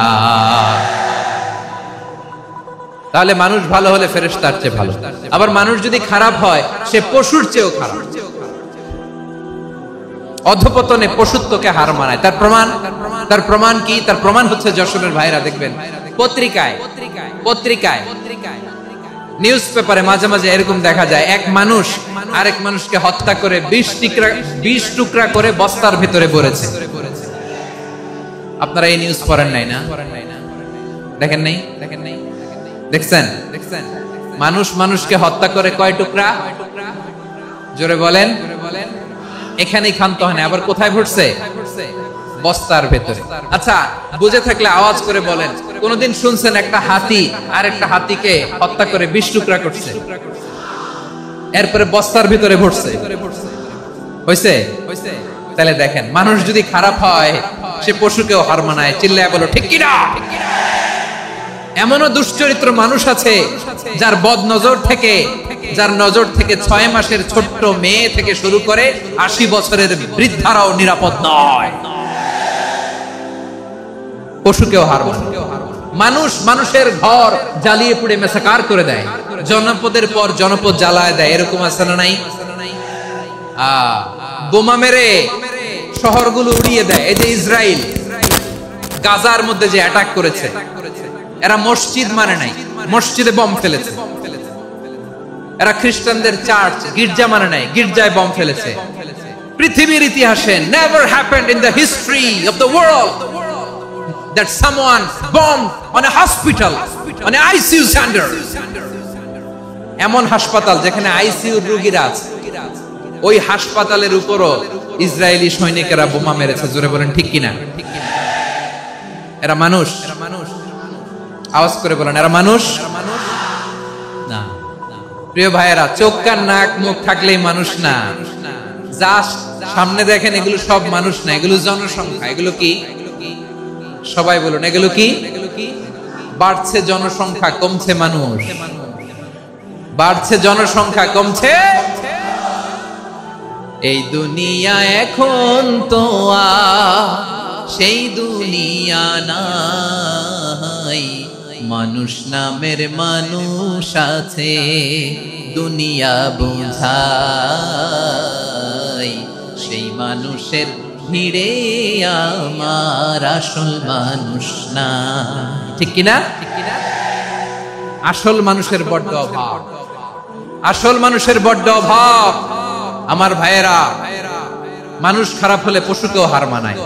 আচ্ছা, আওয়াজ করে বলেন, এই যশোরের ছেলেরা এদিক তাকাও, আওয়াজ করে বলেন, যে ইসরায়েলি সোলজাররা উপর থেকে বোমা মারলো, তারাও মানুষ? তারাও কি? ওরাও রক্তে মাংসে মানুষ, ওদেরও পরিবার আছে। বোমা মেরে যেই মেয়েটাকে তারা অনাথ বানায়, ইয়াতিম বানায়, ও কিন্তু বাসায় ওর মেয়েটাকে রেখে আসছে। ঠিক কিনা বলেন? বম্বিং করে যে বাবাকে মেরে, স্বামীকে মেরে স্ত্রীকে বিধবা বানায়, তারও ঘরে স্ত্রী আছে। উপর থেকে বম মেরে মানুষ মেরে দিচ্ছে, তারাও মানুষ। 1945 সালের 6ই আগস্ট আমেরিকান সোলজাররা হিরোশিমায় বম মেরেছে। আমি নিজে দেখে এসেছি জাপানের হিরোশিমাতে। সকাল 8:15 মানুষ কেউ অফিসে যাচ্ছিল, কেউ খেতে খামারে কাজ করতে যাচ্ছিল। লিটল বয় নামে একটা বম মেরেছে তারা। এই বমের আঘাতে, পারমাণবিক এই বোমার রেডিয়েশনে আঘাতে বম ব্লাস্ট হওয়ার পরে মুহূর্তের মধ্যে 1,40,000 নাই। উপর থেকে যারা মারতেছে এরাও মানুষ, যাদেরকে মারলো তারাও। তার মানে মানুষে মানুষে পার্থক্য আছে না? নেই? মানুষে মানুষে পার্থক্য আছে। নাক কান চোখ মুখ থাকলেই মানুষ নয়। বাড়ছে জনসংখ্যা, কমছে মানুষ। চিল্লায় বলো ঠিক কিনা? তাহলে আমরা বুঝলাম, মানুষ ভালো হলে অনেক ভালো, খারাপ হলে অনেক খারাপ। ও আমার কলিজার টুকরা যশোরের ভাইয়েরা, আসুন না 3 দিন ব্যাপী এই তাফসীরুল কোরআনের ঐতিহাসিক প্রোগ্রাম থেকে আমরা সিদ্ধান্ত নেই, আমরা ভালো মানুষ হব নাকি খারাপ মানুষ হব। কলিজা থেকে, প্রাণ থেকে আওয়াজ করে সবাই বলুন, ভালো মানুষ নাকি খারাপ মানুষ? ভালো মানুষ হইতে হবে। ভালো মানুষ যারা জগৎটাকে এনলাইটেন করবে, যারা এনলাইটেন করবে, যারা সত্যের বীর সেনানী হয়ে দাঁড়াবে, যারা সত্যের পক্ষে কথা বলবে, যারা জালিমের মসনদকে ভেঙে খান করে দেবে। এরকম হওয়ার দরকার আছে না নাই? এরকম ভালো মানুষ আমরা হতে চাই কি চাই না? মানুষকে যত্ন নিলে মানুষ যে কত ভালো হয় আপনি কল্পনাও করতে পারবেন না। এই যে আপনাদের যশোরে যে ভালো ছেলেগুলো আছে, যে ভালো তরুণগুলো আছে, যে যুবকগুলো আছে, যে ভালো আলেমরা আছে, ভালো নেতারা আছে, সবাই যদি তাদের মতো হতো, পুরো যশোরটা একটা জান্নাতের টুকরা হয়ে যেত। আওয়াজ করে বলেন ঠিক কিনা? মানুষকে নার্চারিং করলে, মানুষকে পলিশ করলে, মানুষকে গ্রুমিং করলে, মানুষকে সঠিক তারবিয়া দিলে মানুষ অনন্য হয়ে ওঠে। প্রতিটি মানুষ অনন্য। আমি অনন্য, আপনি অনন্য, আমরা সবাই অনন্য। সুবহানাল্লাহ বলেন।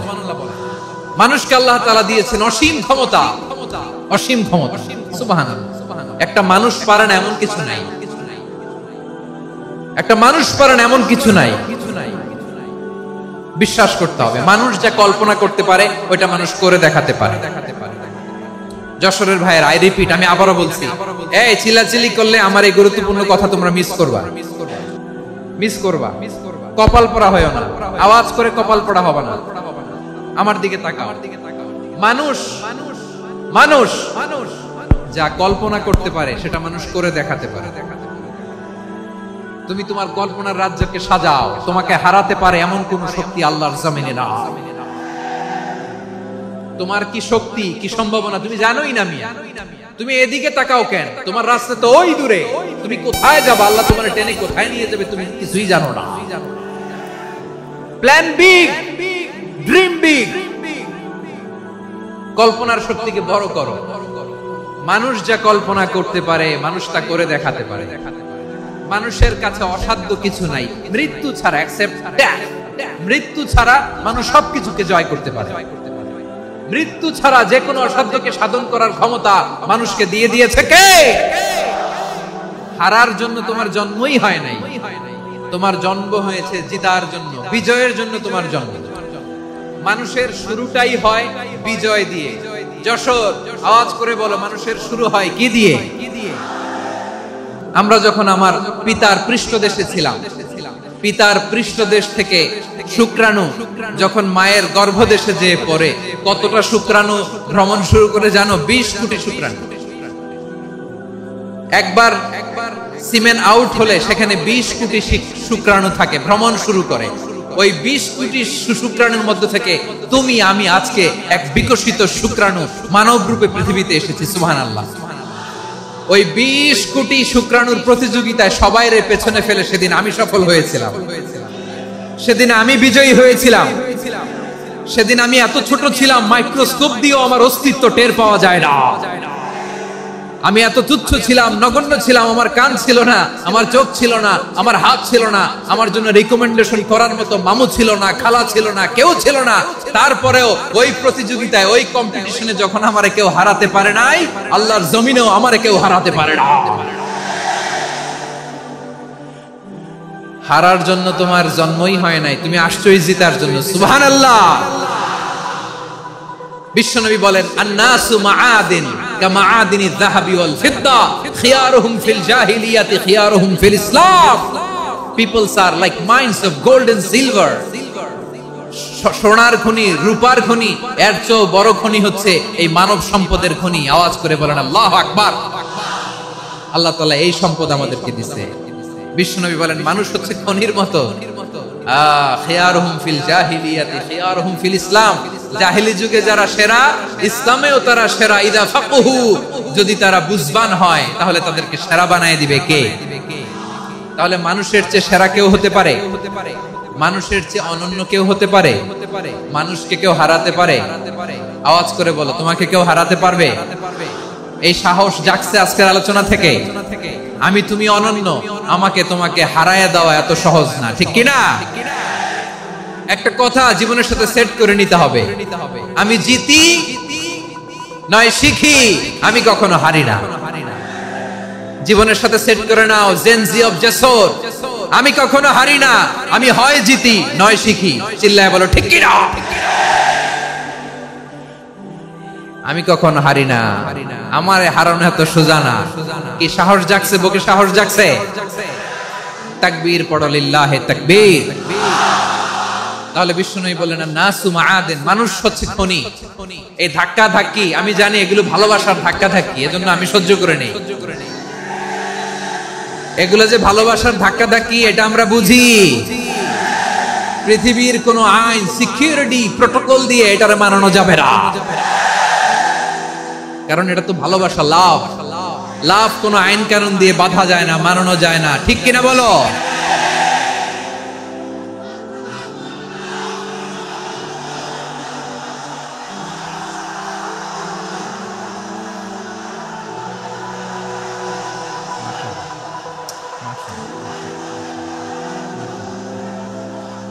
ঠিক আছে, বসুন বসুন বসুন। আল নাসু মাআদিন, মানুষ হচ্ছে খনি। এই খনির যত্ন নিতে হবে। আমার মা বাবা যারা এসেছেন, আপনার ছেলে মেয়ের যত্ন নেন। আপনার ছেলের মধ্যে যে কি পটেনশিয়াল আপনি জানেন না। আপনার এই ছোট্ট অবুঝ ছেলেটাই আগামী দিনের শায়েখ আহমদুল্লাহ হবে। আপনার হেফজখানায় পড়া ওই ছোট্ট ছেলেটাই আগামী দিনের আল্লামা মামুনুল হক হবে। আপনার ওই ছেলেটা আমির হামজা হবে, আব্দুল হাই সাইফুল্লাহ হবে। এভাবে বড় বড় আলেম হবে, তারা যুগশ্রেষ্ঠ আলেম হবে। সেই একদিন এই বাংলাদেশের পার্লামেন্টে যে বক্তব্য দিয়ে যশোরের পক্ষে কথা বলবে। আপনি জানেন না, কাউকে ছোট করবেন না, আপনি ওর কনফিডেন্স আপনি কমাবেন না, আপনি কমাতে পারেন না। প্যান্ডেলে আমার যে মা বোনেরা আছেন, ছেলে মেয়েদেরকে কখনো ছোট করে কথা বলবেন না। ও যে কোথায় যাবে আপনি জানেন না, আপনি মা হয়ে তাকে সাহস দিবেন, তার কল্পনার জগৎটাকে সাজাতে তাকে উৎসাহিত করবেন, ঠিক কিনা বলেন? আর আমার প্যান্ডেলের আমার প্রিয় শ্রদ্ধাশীলা মায়েরা বোনেরা, আপনারা তো আরো দামি সম্পদ। বিশ্বনবী বলেন, আর দুনিয়া কুল্লুহা মাতা। আল্লাহ আল্লাহ আল্লাহ, বিশ্বনবীর কথার ওজন দেখেন। আর দুনিয়া কুল্লুহা মাতা ওয়া খায়রু মাতা'আদ দুনিয়াল মারআতুস সালিহা। বিশ্বনবী বলেন, দুনিয়ায় যা দেখো সব আল্লাহর দেওয়া অ্যাসেট, মানে সম্পদ। আর এত অ্যাসেটের ভিড়ে সবচেয়ে শ্রেষ্ঠ সম্পদ হচ্ছে নেককার নারী। সুবহানাল্লাহ। ভাইয়েরা বোনের সাথে খারাপ আচরণ করো না, সন্তান মায়ের সাথে খারাপ আচরণ করো না। আমাদের মায়েরা আমাদের asset, they are our priceless asset.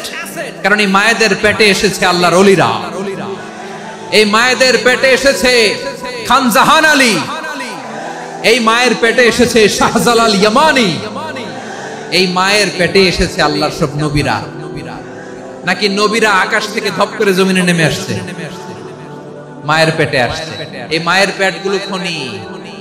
আমার সম্মানিতা মায়েরা বোনেরা, নিজেকে ইসলাম দিয়ে সাজান, নিজেকে ইসলাম দিয়ে সাজান, নিজেকে পবিত্র রাখুন, নিজের আব্রু ইমান ইজ্জতের হেফাজত করুন, কোরআন পড়ুন, সুন্নাহ পড়ুন। আপনি জানেন না আপনার গর্ভে কে আসছে, কোন ক্ষণজন্মা পুরুষকে আল্লাহ তাআলা আপনার গর্ভে পাঠাবে আপনি জানেন না। মায়েরা নিজেদেরকে পবিত্র রাখুন, ইসলাম চর্চা করুন, কোরআন চর্চা করুন, নৈতিকতা দিয়ে নিজেকে সাজান। যশোরের জেনজি, নিজেদেরকে প্রস্তুত রাখো আগামীর বাংলাদেশের জন্য। নৈতিকতা, মোরালিটি, ভ্যালিউজ দিয়ে নিজেকে সাজাও, ইসলাম দিয়ে নিজেকে সাজাও। কারণ আগামীর বাংলাদেশ ইসলামের বাংলাদেশ। বাংলাদেশের আসল পরিচয় ইসলাম। বাংলাদেশের আসল পরিচয় কি? সবাই বলে না। বাংলাদেশের আসল পরিচয় কি? এই ইসলাম নিয়ে আমরা সংসদ ভবন সাজাবো, রাজি আছি না নাই? শেকড় ভুলে যাওয়া যাবে না। আমরা ধাপে ধাপে শারিয়া আইনের দিকে যাব ইনশাআল্লাহ, কিন্তু জঙ্গিবাদ দিয়ে নয়, কট্টর পন্থা দিয়ে নয়। আমরা ইন্টেলেকচুয়ালি, গ্রাজুয়ালি, ধাপে ধাপে শারিয়া আইনের দিকে মুভ করব ইনশাআল্লাহ। বলো লিল্লাহি তাকবীর। এদেশের আসল পরিচয় সবাই বলে না, আওয়াজ করে, এদেশের আসল পরিচয়। এদেশে আজান শুনে সূর্য ওঠে শহর গ্রামে, এদেশে আজান শুনে সূর্য ডুবে সন্ধ্যা নামে, এদেশে সকল কাজে সবাই বলে বিসমিল্লাহ, এদেশে ভালো কিছু দেখে শুনে হাসি মুখে সবাই বলে মাশা আল্লাহ। সুবহানাল্লাহ সুবহানাল্লাহ সুবহানাল্লাহ সুবহানাল্লাহ সুবহানাল্লাহ সুবহানাল্লাহ সুবহানাল্লাহ সুবহানাল্লাহ। ও নবীন তরুণ, তোমার কিসের এত ভয়? জেনে রেখো বাংলাদেশের আসল পরিচয়। বাংলাদেশের আসল পরিচয় ইসলাম। আওয়াজ তুলে বলো, আসল পরিচয় কি? এদেশে পরস্পরে দেখা হলে দেয় সালাম, এদেশে আমজনতার হৃদয় জুড়ে পাক্কালাম, ঠিক না? এদেশে বিপদ এলে সর্বজনে সর্বক্ষণে দোয়া পড়ে ইন্না লিল্লাহ সুবহানাল্লাহ সুবহানাল্লাহ সুবহানাল্লাহ সুবহানাল্লাহ। এদেশে আজান শুনে সূর্য ওঠে শহর গ্রামে, এদেশে আজান শুনে সূর্য ডুবে সন্ধ্যা নামে, এদেশে সকল কাজে সবাই বলে বিসমিল্লাহ, এদেশে ভালো কিছু দেখে শুনে হাসি মুখে সবাই বলে মাশা আল্লাহ। সুবহানাল্লাহ, আওয়াজ করে সুবহানাল্লাহ সুবহানাল্লাহ সুবহানাল্লাহ সুবহানাল্লাহ। সবাই একসাথে সুবহানাল্লাহ সুবহানাল্লাহ সুবহানাল্লাহ সুবহানাল্লাহ। এদেশের আসল পরিচয় কি? আওয়াজ করে বলতে ভয় লাগে। এদেশের আসল পরিচয় কি? ইসলাম দিয়ে আমাদের সংসদ ভবন চলুক, আমরা চাই কি চাই না? বঙ্গভবনে লা ইলাহা ইল্লাল্লাহর পতাকা উড়ুক, আমরা চাই কি চাই না? প্রতিটি জেলা অফিসে, ডিসি অফিসে লা ইলাহার পতাকা ঝুলুক, আমরা চাই কি চাই না? কারা কারা চাই হাত তুলে আল্লাহরে দেখায়।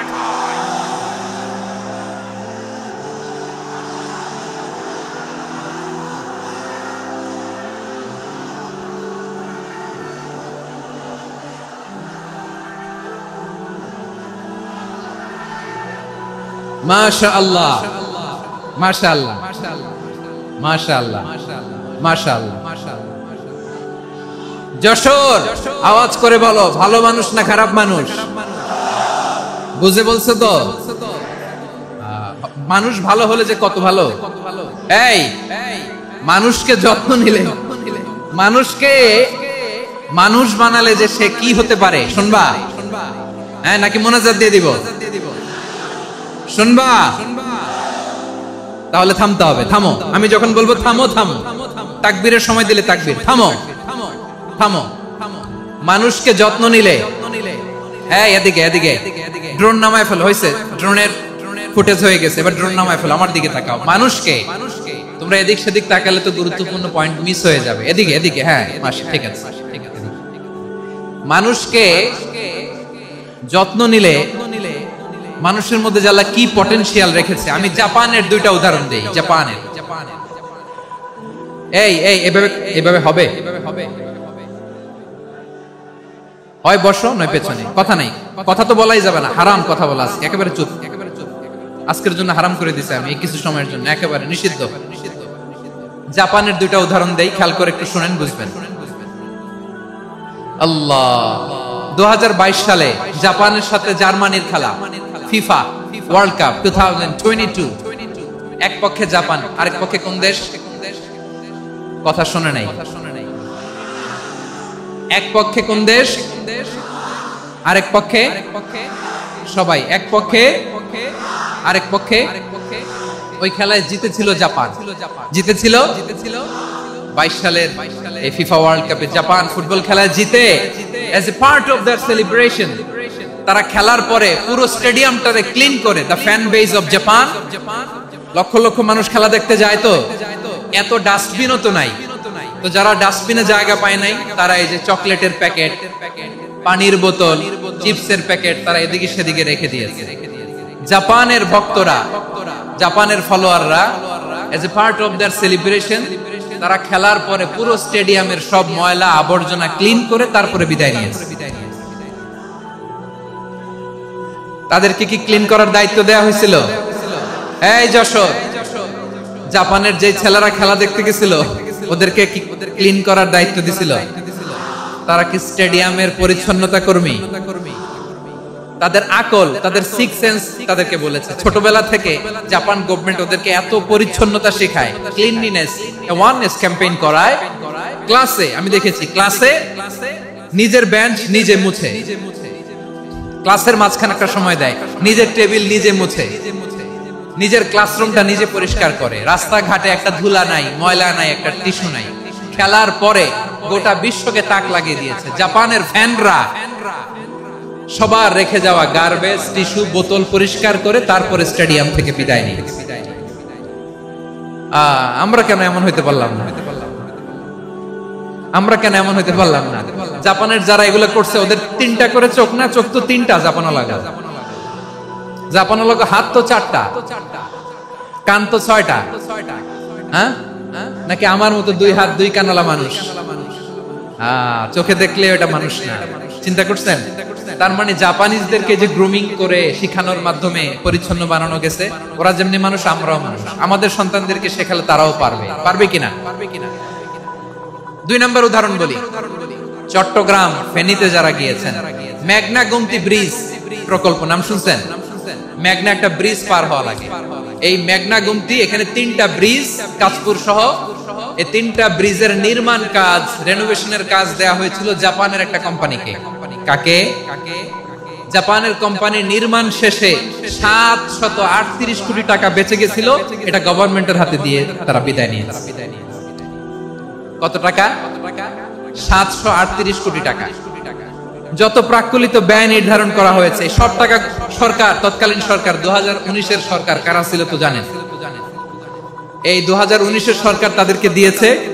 তারা রিনোভেশন নির্মাণ শেষে 738 কোটি টাকা অতিরিক্ত বেঁচে গেছিল, এটা আবার গভর্নমেন্টের হাতে বুঝাই দিয়ে তারা বিদায় নিয়েছে। আমরা কেন এমন হইতে পারলাম? জাপানের ওরাও মানুষ, আমরাও মানুষ, তার মানে মানুষে মানুষে পার্থক্য আছে না নাই? আচ্ছা, জাপানের দুইটা উদাহরণ দিলাম, এবার আমার দেশের দুইটা উদাহরণ দিব না? বাংলাদেশের দুইটা উদাহরণ দিই। 1 নম্বর উদাহরণ, গত সপ্তাহে আপনারা জানেন কক্সবাজার আমার একটা প্রোগ্রাম ছিল, তো হেলিকপ্টারে গিয়েছিলাম। ফেনী জেলা যখন পার হচ্ছি আমি দেখলাম 3টা উইন্ডমিল চিনেন তো?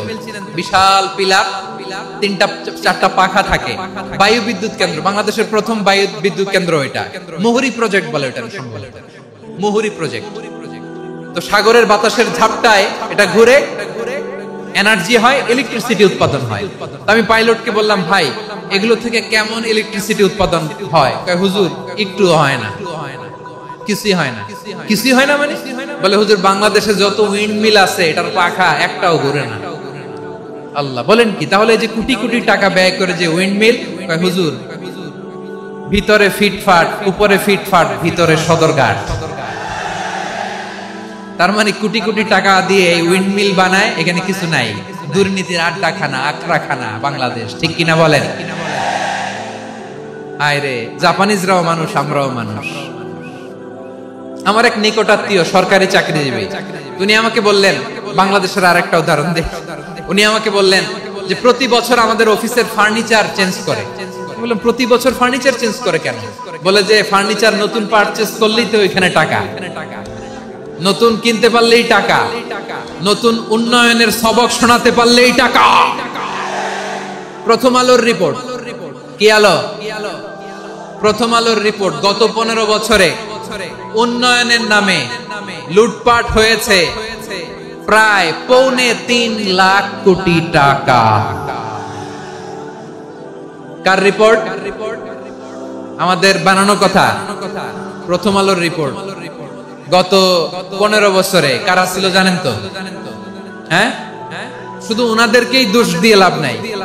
স্বাধীনতার পর থেকে শুধু শাসকের হাত বদল হয়েছে, আমরা কিছু পাই নাই, ঠিক কিনা বলেন? শুধু ওনাদের দোষ দিয়ে কি লাভ? একদল খাইছে, আরেক দল খাওয়ার জন্য রেডি হয়ে আছে। আমরা এরকম চাই না। আমরা চাই স্বাধীন সার্বভৌম বাংলাদেশ, আমরা চাই দুর্নীতিমুক্ত বাংলাদেশ। আমি নিউজটা যে কতবার পড়লাম, এটা কি সম্ভব? 3.25 লাখ কোটি টাকা লুটপাট, মানে লুটপাট করতে করতে এদেশের জনগণকে ফুটপাতে বসায় দিচ্ছে। প্রিয় ভাইরা, জাপানের মানুষও মানুষ, আমরাও মানুষ। সিদ্ধান্ত আপনার, কোন মানুষ হবেন, ভালো মানুষ না খারাপ মানুষ? আজকের আলোচনার বিষয় হচ্ছে মানব সম্পদের উন্নয়ন, human resource development. It's a process to increase the capacity of knowledge, skill, capacity of the people of a country. একটা দেশের মানুষের জ্ঞান, তাদের দক্ষতা কি করে বাড়ানো যায়, বাড়িয়ে দেশের উন্নয়ন করানো যায়, এটাই হচ্ছে মানব সম্পদ উন্নয়নের মূল কথা। তাহলে মানব সম্পদ হচ্ছে একটা দেশের সবচাইতে শক্তিশালী পুঁজি। প্রাকৃতিক সম্পদ, খনিজ সম্পদের চেয়েও দামি হচ্ছে মানব সম্পদ। আমার প্রিয় যশোর, প্রাকৃতিক সম্পদ, খনিজ সম্পদের চেয়ে দামি সম্পদ কি সম্পদ? আল্লাহ তাআলা দয়া করে আমাদেরকে এই মানব সম্পদ দিয়েছেন। আসুন আমাদের এই মানুষগুলোকে আমরা সোনার মানুষ বানাই। রাজি আছেন তো সবাই? রাজি আছেন? মানুষ পারে না এমন কোনো কিছু নাই, চাইলে সব পারে। এজন্য মানুষকে তারবিয়া দিতে হবে, যথাযথভাবে তাদেরকে গড়তে হবে। আসুন আমরা সিরাতের আয়নায় বিশ্বনবীর জীবনী থেকে দেখি তিনি কিভাবে হিউম্যান রিসোর্সকে ম্যানেজ করতেন। যদি আপনাদের সময় হয়, দুই একটা উদাহরণ দিয়ে আজকে আমি আমার আলোচনা বিদায় নিব। হবে সময় হবে কয়েক মিনিট। হ্যাঁ, শান্ত থাকবেন তো? শান্ত থাকবা? হ্যাঁ, ঠিক আছে। এই ধাক্কার মধ্যে ঢুকছে, এবার মজা বুঝতেছো তো? হ্যাঁ, মানা করছিলাম না? ঠিক আছে, টের পাও। হ্যাঁ, ঠিক আছে। যে আওয়াজ করবে আমি ওকে দেখতেছি, কে কে আওয়াজ করে দেখতেছি। শেষ কথা, শেষের দিকে চলে আসছি। বিষ্ণু ইসলাম কিভাবে হিউম্যান রিসোর্সকে ম্যানেজ করতেন, মজার কথা আছে কয়েকটা, বলে বিদায় নিন। বিশ্বনবী কিভাবে এই মানব সম্পদকে ম্যানেজ করতেন? বিশ্বনবী he was a very good talent hunter, চৌকস ট্যালেন্ট হান্টার ছিল। কার মধ্যে কি ট্যালেন্ট আছে দেখলেই বুঝে ফেলতেন। সুবহানাল্লাহ পড়বেন না? কি নবী আমরা পেয়েছি, he was a very good talent hunter. আমার নবী তিনি চৌকস ট্যালেন্ট হান্টার ছিলেন। কার মধ্যে কি প্রতিভা বের করতেন, ওই প্রতিভাকে ইসলামের কল্যাণে কাজে লাগাতেন। সুবহানাল্লাহ বলেন। যাকে যেই জায়গায় সেট করলে ভালো হবে তাকে ওই জায়গায় সেট করতেন। কয়েকজন সাহাবীর জীবনী শোনাই। আবু মাহজুরা রাদিয়াল্লাহু তাআলা আনহু, মক্কার মুয়াজ্জিন, আগে ছিল মুশরিক, পরে হইছে মুমিন। উনি কিভাবে মুমিন হইলেন এই ঘটনাটা একটু আপনাদের শোনাতে চাই। তা আপনাদের তো সময় নাই হাতে, হ্যাঁ সময় আছে? এই যে এই জেনজি শেষ করে দিল আজকের প্রোগ্রামটা। 1 ঘন্টা ধাক্কা ধাক্কি করে কেমনি দাঁড়ায় আছে আমি বুঝলাম না।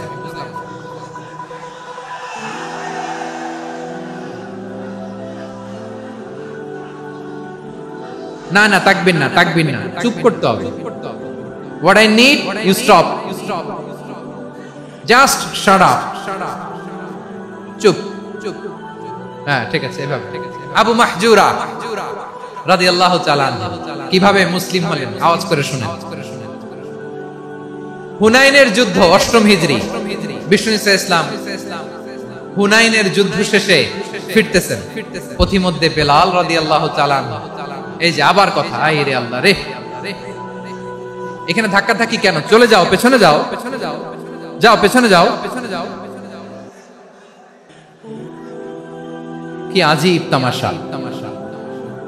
যেখানে যায় এখানে ধাক্কা ধাক্কি, মারামারি, গায়ের উপরে কাঁধের উপরে শাউটিং। অনেক গুরুত্বপূর্ণ কথা পয়েন্ট করে নিয়ে আসে যে বলবো, এই শাউট করার কারণে প্রোগ্রামটাই নষ্ট করে দেয়। আসছে আমার ভালোবাসা দেখাইতে, প্রোগ্রামটাই শেষ করে দিয়ে চলে। স্টপ। আবার কথা বল, স্টপ। হুনাইনের যুদ্ধে 8ম হিজরি, কত হিজরি? সবাই বলেন না একটু, কত হিজরি? 8ম হিজরিতে হুনাইনের যুদ্ধে রাসূল সাল্লাল্লাহু আলাইহি ওয়াসাল্লাম ফিরে আসতেছেন মদিনায়। পথিমধ্যে বেলাল রাদিয়াল্লাহু তাআলা আনহু আযান দিচ্ছেন। কি দিচ্ছেন? তো পাশে ছিল মুশরিকদের একটা পল্লী, কিছু মুশরিক তরুণ, কিছু অমুসলিম কিশোর, তারা আযানকে ব্যঙ্গ করতেছে। আমাদের বাংলায় মুখ ভাঙানো বলে আর কি। বেলাল রাদিয়াল্লাহু তাআলা আনহু আযান দিচ্ছেন, এই বাচ্চাগুলো মুশরিক, তো ওরা আযানকে ব্যঙ্গ করতেছে, বিকৃতি করে ওরাও আযান দিচ্ছে। উদ্দেশ্য হচ্ছে আযানকে নিয়ে ঠাট্টা করা। উদ্দেশ্য কি? ঠাট্টা করা। ব্যাপারটা মনে কষ্ট পাওয়ার মতো ব্যাপার না? কিন্তু বিশ্বনবী ওইখানে দেখেন কি খুঁজলেন। বিশ্বনবী খেয়াল করলেন অমুসলিম কিশোরদের মধ্যে থেকে একটা কিশোরের গলাটা বড় দরাজ গলা, কণ্ঠটা বড় সুন্দর। খেয়াল করে দেখলেন যে কিছু কিশোর বেলালের আযানকে ব্যঙ্গ করে, বিকৃতি করে, কিন্তু একজনের কণ্ঠ দেখতে পাচ্ছেন না এত দূরে, কিন্তু কণ্ঠটা বড় সুন্দর, দরাজ গলা। বিশ্বনবী সাহাবীদেরকে বললেন, ধরো এগুলারে, ধরো। সবগুলারে ধরে বিশ্বনবীর সামনে আনা হলো। ওরা হাঁটু গেড়ে বসলো। বিশ্বনবী বললেন, তোমাদের মধ্যে কে যেন ব্যঙ্গ করে আযান দিচ্ছিল, তার গলাটা বড় উঁচু, গলার বেসটা বড় মজবুত, মেলোডিয়াস, সুমধুর কণ্ঠ। কে? আবু মাহজুরা বলে, আমার বন্ধুরা সবাই আমার দিকে আঙ্গুল দেখায়, আমি পড়ে গেছি বিপদে। রাসূল সাল্লাল্লাহু আলাইহি ওয়াসাল্লাম বাকি অমুসলিম তরুণদেরকে ছেড়ে দিলেন, বললেন তোমরা যাও। এবার আবু মাহজুরারে পাইছে। আবু মাহজুরার চুলের মধ্যে হাত দিলেন বিশ্বনবী, মাথায় হাত দিয়ে বললেন, এবার আযান দাও দেখি। আবু মাহজুরা বলে, আমি তো আযান দিতে জানি না, কারণ আমি তো বেলালেরটা শুইনা দিছি, আমার তো মুখস্থ নাই, আমি তো আযান দিতে জানি না। বিষ্ণু বললেন, জানো না? তাহলে আসো, আমি তোমারে শিখাই দেই। সুবহানাল্লাহ। আবু মাহজুরা হাঁটু গেড়ে বসে, বিশ্বনবীর মুবারক হাত আবু মাহজুরার চুলের মধ্যে। বিশ্বনবী আযানের মুআল্লিম, আবু মাহাজুরাকে বলতেছে ঠিক আছে তোমারে শিখাই দিচ্ছি, আমি যা যা বলবো আমার সাথে সাথে বলো, পারবা? আবু মাহাজুরা বলে পারবো। বিশ্বনবী আজান দিচ্ছেন, মাথায় হাত দিয়ে আল্লাহু আকবার আল্লাহু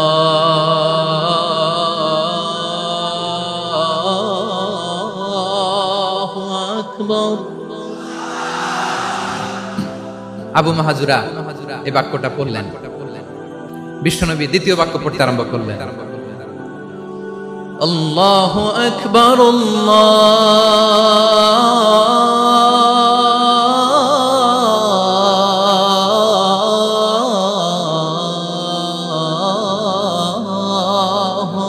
আকবার। আবু মাহাজুরা এই বাক্যটা বললেন। বিশ্বনবী আবু মাহাজুরার মাথার মধ্যে হাত দিয়ে তৃতীয় বাক্য বললেন, আশহাদু আল্লা ইলাহা ইল্লাল্লাহ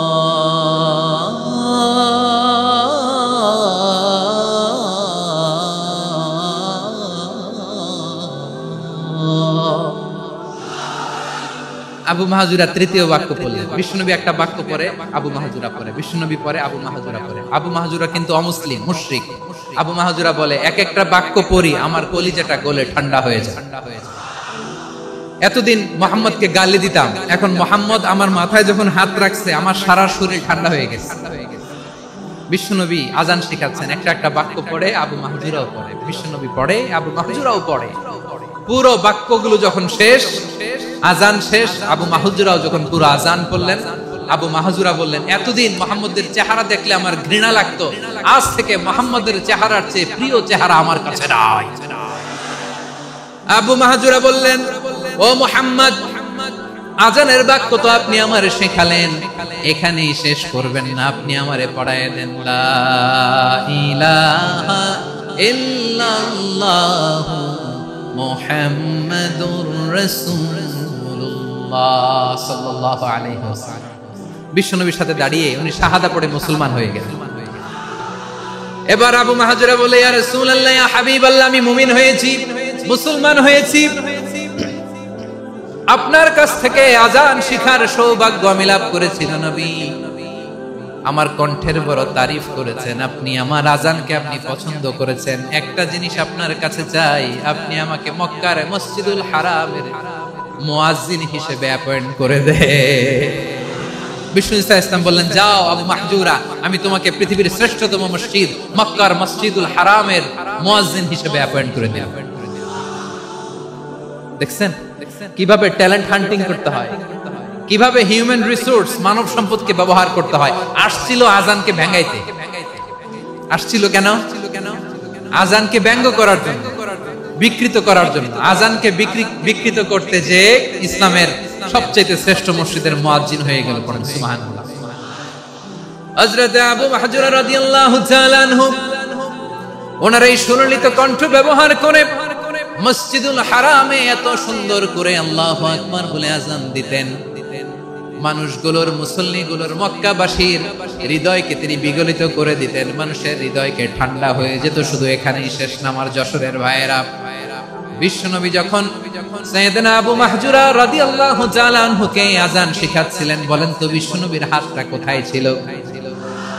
আবু মাহজুরার মাথার সামনে, এই চুলের উপরে ছিল। আবু মাহজুরা ওই স্মৃতিটাকে ধারণ করবার জন্য, ওই স্মৃতিকে বহন করার জন্য বিশ্বনবীর মোবারক হাত আবু মাহজুরার কপালের চুলের যেই জায়গায় লেগেছে, মৃত্যুর আগের দিন পর্যন্ত আবু মাহজুরা মাথার ওই চুলে কোনোদিন ছুরি আর কামার লাগায় নাই, সেখানে কেচি লাগায় নাই, চুলের মধ্যে খুর লাগায় নাই।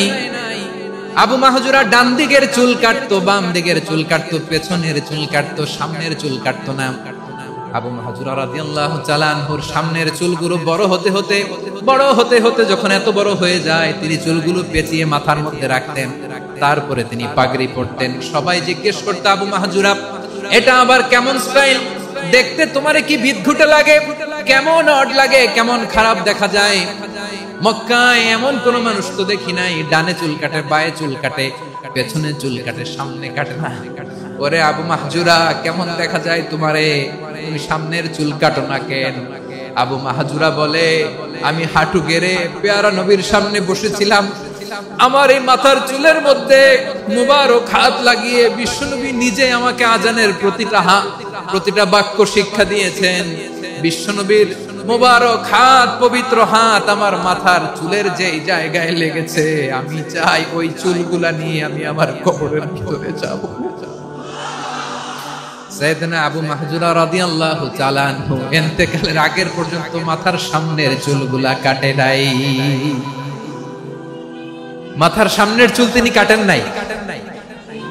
সুবহানাল্লাহি বিহামদি। কেমন ভালোবাসতেন বিশ্বনবী সাহাবীদেরকে, সাহাবারা কেমন ভালোবাসতেন বিশ্বনবীকে। সামনের চুলগুলো বড় হতে হতে এত বড় ছিল, পেঁচিয়ে রেখে পাগড়ি পরতেন, কাটতেন না। নবীর হাত লেগেছিল। সুবহানাল্লাহ পড়েন। তাহলে what is the lesson, moral of the story কি? মোরাল অফ দ্য স্টোরি হচ্ছে, আসছিল আজানকে ব্যঙ্গ করার জন্য, বিকৃত করার জন্য, হয়ে গেল মসজিদুল হারামের মুয়াজ্জিন। দেখেন বিশ্বনবী একটা খারাপ সিচুয়েশনের মধ্যে থেকে কি ভালো জিনিস বের করে আনলেন। আমি যে শুরুতে বলেছি কিভাবে তিনি হিউম্যান রিসোর্সকে ডেভেলপ করেছেন, ম্যানেজ করেছেন। তিনি যে চৌকস ট্যালেন্ট হান্টার ছিল, দেখেন সবার মধ্যে থেকে এর বাছাই করে মুয়াজ্জিন বানাই দিয়েছেন। সুবহানাল্লাহ পড়েন। তার মানে এই না সবাইরে ধরে ধরে উনি মুয়াজ্জিন বানাইছেন।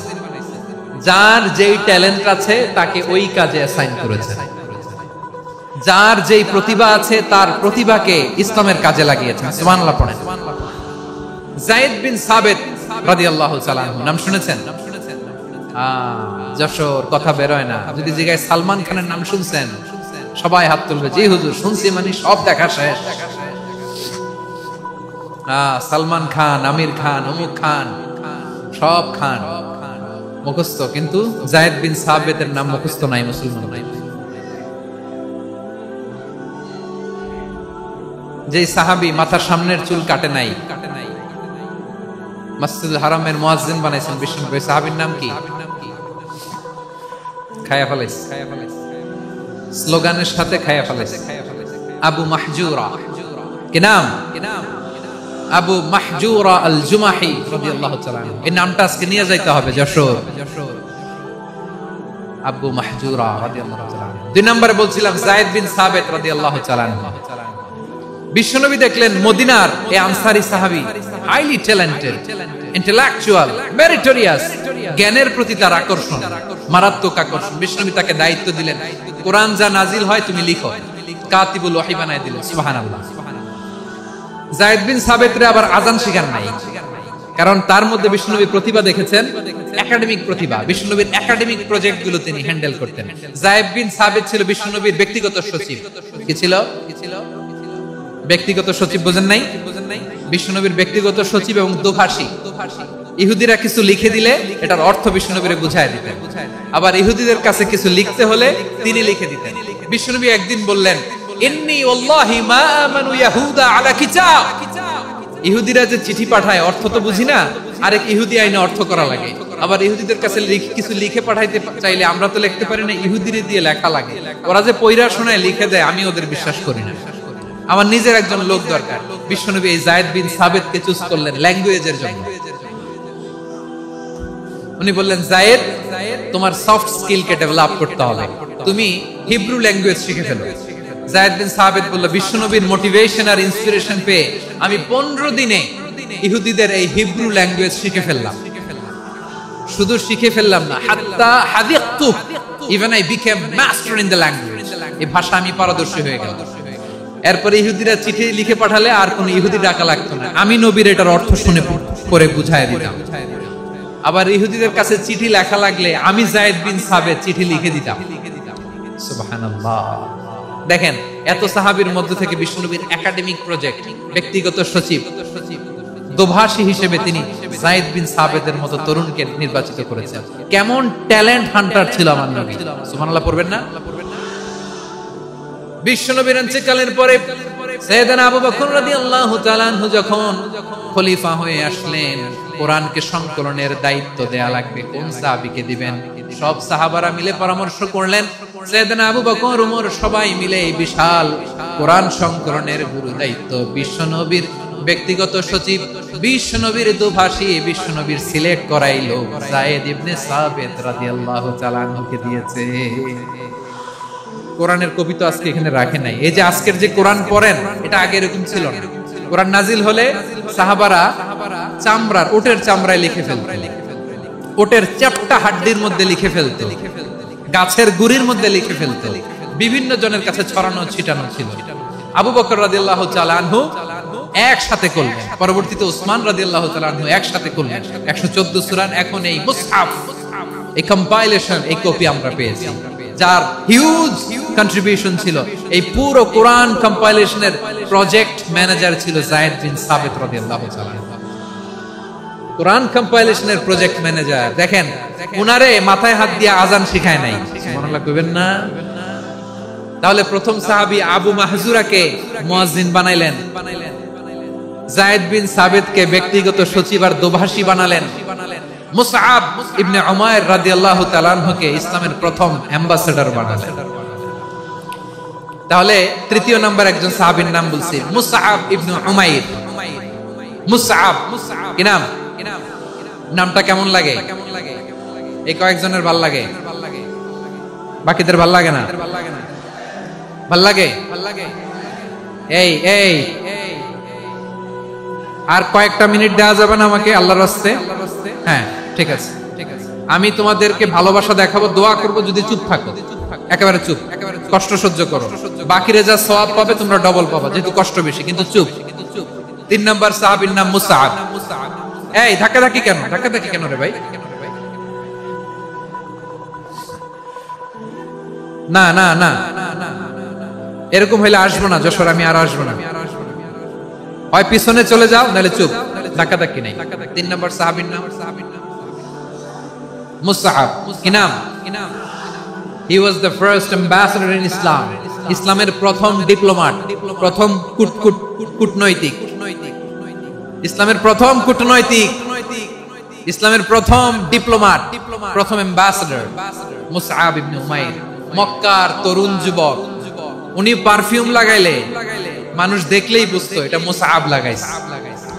এমন ড্যাশিং ফেসের ছিল, এমন স্মার্ট ড্যাশিং ফেস, এমন পার্সোনালিটির মানুষ ছিল মুসআব রাদিয়াল্লাহু তাআলা। কারণ যিনি ইসলামের স্পোকম্যান হবেন, মুখপাত্র হবেন, তার স্মার্ট হওয়ার দরকার আছে না নাই? আকাবার প্রথম শপথ যখন হলো, তাদের সাথে বিষ্ণু ইসলাম মদিনাতে একজন মুখপাত্র পাঠালেন, ডিপ্লোম্যাটকে পাঠালেন, অ্যাম্বাসেডর অফ ইসলাম, তিনি হচ্ছেন মুসআব ইবনে উমাইর। পড়েন সুবহানাল্লাহ। বিশ্বনবী দেখলেন সে অনেক স্মার্ট, তার ডেডিকেশন আছে, সিনসিয়ারিটি আছে, এবং মদিনায় যে আউস খাজরাজ গোত্রের নেতাদের সাথে ডিল করতে হবে, ইহুদিদের সাথে ডিল করতে হবে, ওখানে একজন পাক্কা জানু খেলোয়াড়ের দরকার আছে না নাই? মুসআব ইবনে উমাইর রাদিয়াল্লাহু তাআলা আনহু, ওনাকে বিষ্ণু ইসলাম চুজ করলেন। এবং বিষ্ণু ইসলামের এই চুজিংটা, এই সিলেকশনটা এত সুন্দর ছিল, তিনি মদিনাতে যে বিশ্বনবী আসার আগেই মদিনার জমিনকে তিনি উর্বর করে ফেলছেন। প্রতিটা ঘরে ঘরে কালিমার দাওয়াত তিনি পৌঁছায় দিয়েছেন। জুমার বিধান নাজিল হয়েছে, কিন্তু মক্কায় পরিবেশ নাই জুমা পালনের। বিষ্ণু ইসলাম একজনকে দিয়ে খবর পাঠালেন, যাও মদিনায় মুসাবকে যে বলো, মুসাব তো আমার শিক্ষক, আমার স্পোকম্যান, মদিনাতে যেন তারা জুমা কায়েম করে। বিশ্বনবীর আগেই মুসাব মদিনার মুসলিমদেরকে নিয়ে মদিনায় প্রথম জুমা কায়েম করে ফেলছে। সুবহানাল্লাহ। ডিপ্লোম্যাটদের কেমন হইতে হয়, অ্যাম্বাসেডরের কেমন হইতে হয়, মুসআব রাদিয়াল্লাহু তাআলা আনহুর কাছ থেকে শিখে নাও। মুসআব নামটা কেমন লাগে?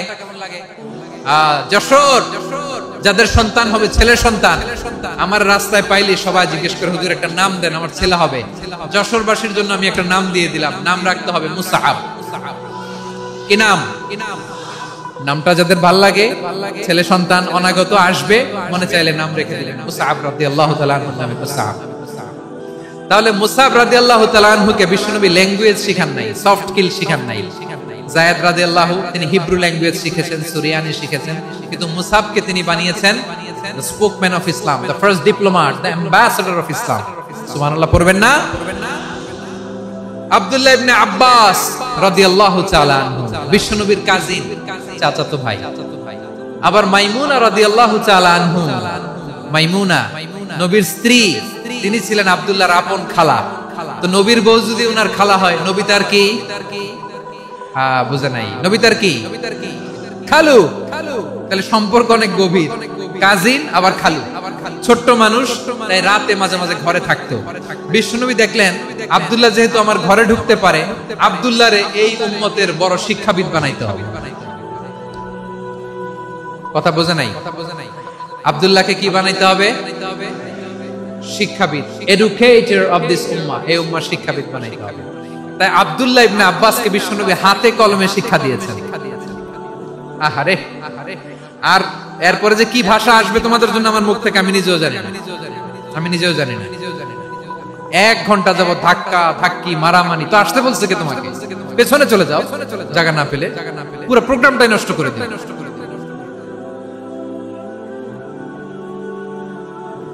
জি, আমার দিকে তাকা, আমি শেষ করে দিচ্ছি। হবে না, ইন্টেলেকচুয়াল আলোচনা এখানে হবে না, আমি বুঝতে পারছি, শেষ করে দিচ্ছি। আব্দুল্লাহ ইবনে আব্বাস রাদিয়াল্লাহু তাআলা মনোযোগ দিয়ে কয়েকটা মিনিট শুনুন, আমি এখনই শেষ করে দিচ্ছি। এরপর আওয়াজ করবে, এই যে এগুলো কি আমি বুঝলাম না। আমি বললাম না সব করা যাবে, বসে যাও, শুয়ে যাও, চলে যাও, আওয়াজ করা যাবে না।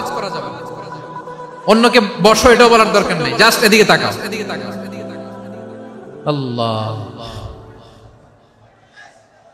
আব্দুল্লাহ ইবনে আব্বাস রাদিয়াল্লাহু তাআলা উনাকে বিশ্বনবী হাতে কলমে শিক্ষা দিয়েছেন, যেহেতু উম্মতের শিক্ষাবিদ হবেন, এডুকেটর হবেন। তো বিশ্বনবী রাতে যখন তাহাজ্জুদ পড়তেন, ছোট্ট আব্দুল্লাহ ঘরে থাকতো। বুঝতে পেরেছেন? ছোট্ট মানুষ তো ঘরে থাকতো। তো বিশ্বনবী তাহাজ্জুদের জন্য একবার দাঁড়িয়েছেন, ছোট্ট আব্দুল্লাহ ওযু করে দাঁড়াইছে। আচ্ছা বলেন তো, ইমাম আর মুসল্লি মোট যদি 2 জন হয়, একজন ইমাম একজন মুসল্লি, তো মুসল্লি ইমামের কোন দিকে দাঁড়াবে? ডানে দাঁড়াবে। ছোট্ট আব্দুল্লাহ বোঝে নাই, বিশ্বনবী তাহাজ্জুদ শুরু করেছেন, উনি ইক্তেদা করছেন আর দাঁড়াইছেন বায়ে। কোথায় দাঁড়িয়েছেন? আব্দুল্লাহ বলেন, যখন আমি বায়ে দাঁড়ালাম, আখাযা রাসূলুল্লাহ সাল্লাল্লাহু আলাইহি ওয়াসাল্লাম উযুনি আল ইউমনা ইয়াফতিলুহা। বিশ্বনবী নামাজরত অবস্থায় আমার কান ধরে টেনে আমার ডান দিকে এনে দাঁড় করায় দিলেন। সুবহানাল্লাহ। দেখেন, হাতে কলমে শিক্ষা। আর জীবনে ভুলাবে? কথা কয় না, আর ভুলাবে? আর ভুল হবে না। এভাবে বিশ্বনবীর অনেক সঙ্গ পেয়েছেন, সফর করেছেন, একই বাহনে বসেছেন, এক বাহনে বসে লম্বা নসিহত করেছেন, বলেছেন, ইয়া গোলাম ইহফাজিল্লাহ ইয়াহফাজকা, ইহফাজিল্লাহ তাজিদহু তুজাহাক, ইযা সাআলতা ফাসআলিল্লাহ ওয়া ইযা ইসতাআনতা ফাসতাইন বিল্লাহ। আল্লাহর বিধান মানো, আল্লাহর বিধান রক্ষা করো, আল্লাহ তোমায় রক্ষা করবে। আব্দুল্লাহ, চাইতে হলে আল্লাহর কাছে চাও, সাহায্য চাইতে হলে আল্লাহর কাছে সাহায্য চাও। মনে রাখো, গোটা বিশ্বের সবাই যদি তোমার সাহায্য করতে চায়, ততটুকুই করতে পারবে যতটুকু আল্লাহ তোমার নসিবে রেখেছে। গোটা বিশ্ব যদি তোমার বিরুদ্ধে ষড়যন্ত্রে দাঁড়িয়ে যায়, ক্ষতি ততটুকু করতে পারবে যতটুকু তোমার জন্য বরাদ্দ আছে। এর বাইরে কিছু করতে পারবে না। আওয়াজ করে বলেন ঠিক কিনা? এভাবে হাতে কলমে শিখিয়েছেন, বিশ্বনবী সঙ্গ পেয়েছেন। উনাকে বিশ্বনবী সাল্লাল্লাহু আলাইহি ওয়াসাল্লাম শিক্ষাবিদ, এডুকেটর অফ দিস উম্মাহ হিসেবে সিলেক্ট করেছেন, হাতে কলমে শিখিয়েছেন। বিশ্বনবী একবার প্রকৃতির ডাকে সাড়া দিয়ে এসেছেন। এখন কি করতে হবে? নামাজের জন্য ওযু করতে হবে। বিশ্বনবী এসেই দেখেন ওযুর বদনায় পানি ভরা, খুশি হয়ে গেলেন, বললেন, কে রেখেছে পানি? একজন বলল, আব্দুল্লাহ রেখেছে। বিশ্বনবী অত্যন্ত খুশি হলেন, খুশি হয়ে একটা দোয়া করলেন, বললেন, আল্লাহুম্মা ফাক্কিহু ফিদ্দীন ওয়া আল্লিমহু তা'ওয়ীল। আল্লাহ, তুমি আব্দুল্লাহকে দ্বীনের বুঝ দিও আর কোরআনের তাফসীর শিক্ষা দিও। বিশ্বনবীর এই দোয়া এমন লাগছে, উনি রাইসুল মুফাসসিরিন, এই পৃথিবীতে যত মুফাসসির ছিল, যত মুফাসসির আসবে, সকল মুফাসসিরের সম্রাট হিসেবে স্বীকৃত হয়েছেন আব্দুল্লাহ ইবনে আব্বাস। বিশ্বনবী ওনারে আযান শিখান নাই, বিশ্বনবী ওনারে ল্যাঙ্গুয়েজ শিখান নাই, বিশ্বনবী ওনারে অ্যাম্বাসেডর বানান নাই, হাতে কলমে শিক্ষা দিয়েছেন। ছোট্ট মানুষ, বিশ্বনবী ইন্তেকাল করলেন, আবু বকরের সময় গেল, ওমরে ফারুকের খেলাফত, তখনও তিনি তরুণ। ওমরে ফারুক রাদিয়াল্লাহু তাআলা আনহু ওনার ক্যাবিনেট মিনিস্ট্রির বৈঠকে এই আব্দুল্লাহ ইবনে আব্বাসকে পাশ দিয়ে বসায় রাখতেন। বয়স্ক সাহাবারা এটা পছন্দ করতো না। তারা বলতো, ঘটনা কি? আব্দুল্লাহর মতো ছেলে নাতি আমাদের আছে, এরা কেন রাখে ওমরে ফারুক? ওমরে ফারুক এটা টের পেলেন, তিনি বুঝতে পারলেন যে ক্যাবিনেট মেম্বাররা এটা পছন্দ করে না, ছোট্ট আব্দুল্লাহরে কেন রাখি, কেন যে রাখি এটা একদিন বুঝাবো। একদিন মিটিং এ তিনি সবাইকে বললেন, ইদা জাআ নাসরুল্লাহি ওয়াল ফাতহ। এই আয়াত দ্বারা উদ্দেশ্য কি বলেন তো মুরব্বী সাহাবীরা? এক সাহাবী বলেন, এই সূরা দ্বারা উদ্দেশ্য আল্লাহ বলেছেন আমাদেরকে বিভিন্ন ল্যান্ড, বিভিন্ন এলাকা বিজয় করতে হবে। ওমর ফারুক বললেন, না, হয়নি। আরেকজন বললেন, বিজয় হওয়ার পর আমাদের বেশি বেশি আল্লাহর বরত্বের ঘোষণা দিতে হবে, এটা উদ্দেশ্য। ওমর ফারুক বললেন, না, হয় নাই। যারা জিজ্ঞেস করেন কেউ পারে না। সব শেষে বিশ্বনবী ছোট্ট আব্দুল্লাহরে বলেন, আব্দুল্লাহ, ইদা জাআ নাসরুল্লাহি ওয়াল ফাতহ এর দ্বারা উদ্দেশ্য কি বলো তো? ছোট্ট আব্দুল্লাহ বলেন, হুয়া আজালু রাসূলিল্লাহ। এই আয়াত দ্বারা বিশ্বনবীর বিদায়কে উদ্দেশ্য নেওয়া হয়েছে। ওমর ফারুক বললেন, হাদা হুয়া, এটাই তো সঠিক উত্তর, এটাই সঠিক তাফসীর এই আয়াতের। কারণ ইদা জাআ নাসরুল্লাহি ওয়াল ফাতহ, যখন আল্লাহর সাহায্য আর বিজয় আসবে, ওয়ারাআইতান নাসা ইয়াদখুলুনা ফি দীনিল্লাহি আফওয়াজা, আপনি দেখবেন দলে দলে ঢলে ঢলে বানের পানির মতো মানুষ ইসলামের দিকে ঢুকতেছে, ইসলামের বিজয় হয়েছে। তো ইসলামের বিজয়ের মিশন নিয়ে নবী আসছে, বিজয়ী যখন হয়ে গেছে এখন তো নবীর বিদায় হবে। জোরে বলেন ঠিক কিনা? কোন সাহাবী এই সূক্ষ্ম কথাটা ধরতে পারে নাই, ওই আব্দুল্লাহ ছাড়া। আব্দুল্লাহ যখন উত্তর দিছে, সব সাহাবীদের টনক নড়েছে। এরপর থেকে কোন ক্যাবিনেট মিটিং এ আর কোন সাহাবারা কোন প্রশ্ন করে নাই, আওয়াজ করে পড়েন সুবহানাল্লাহ।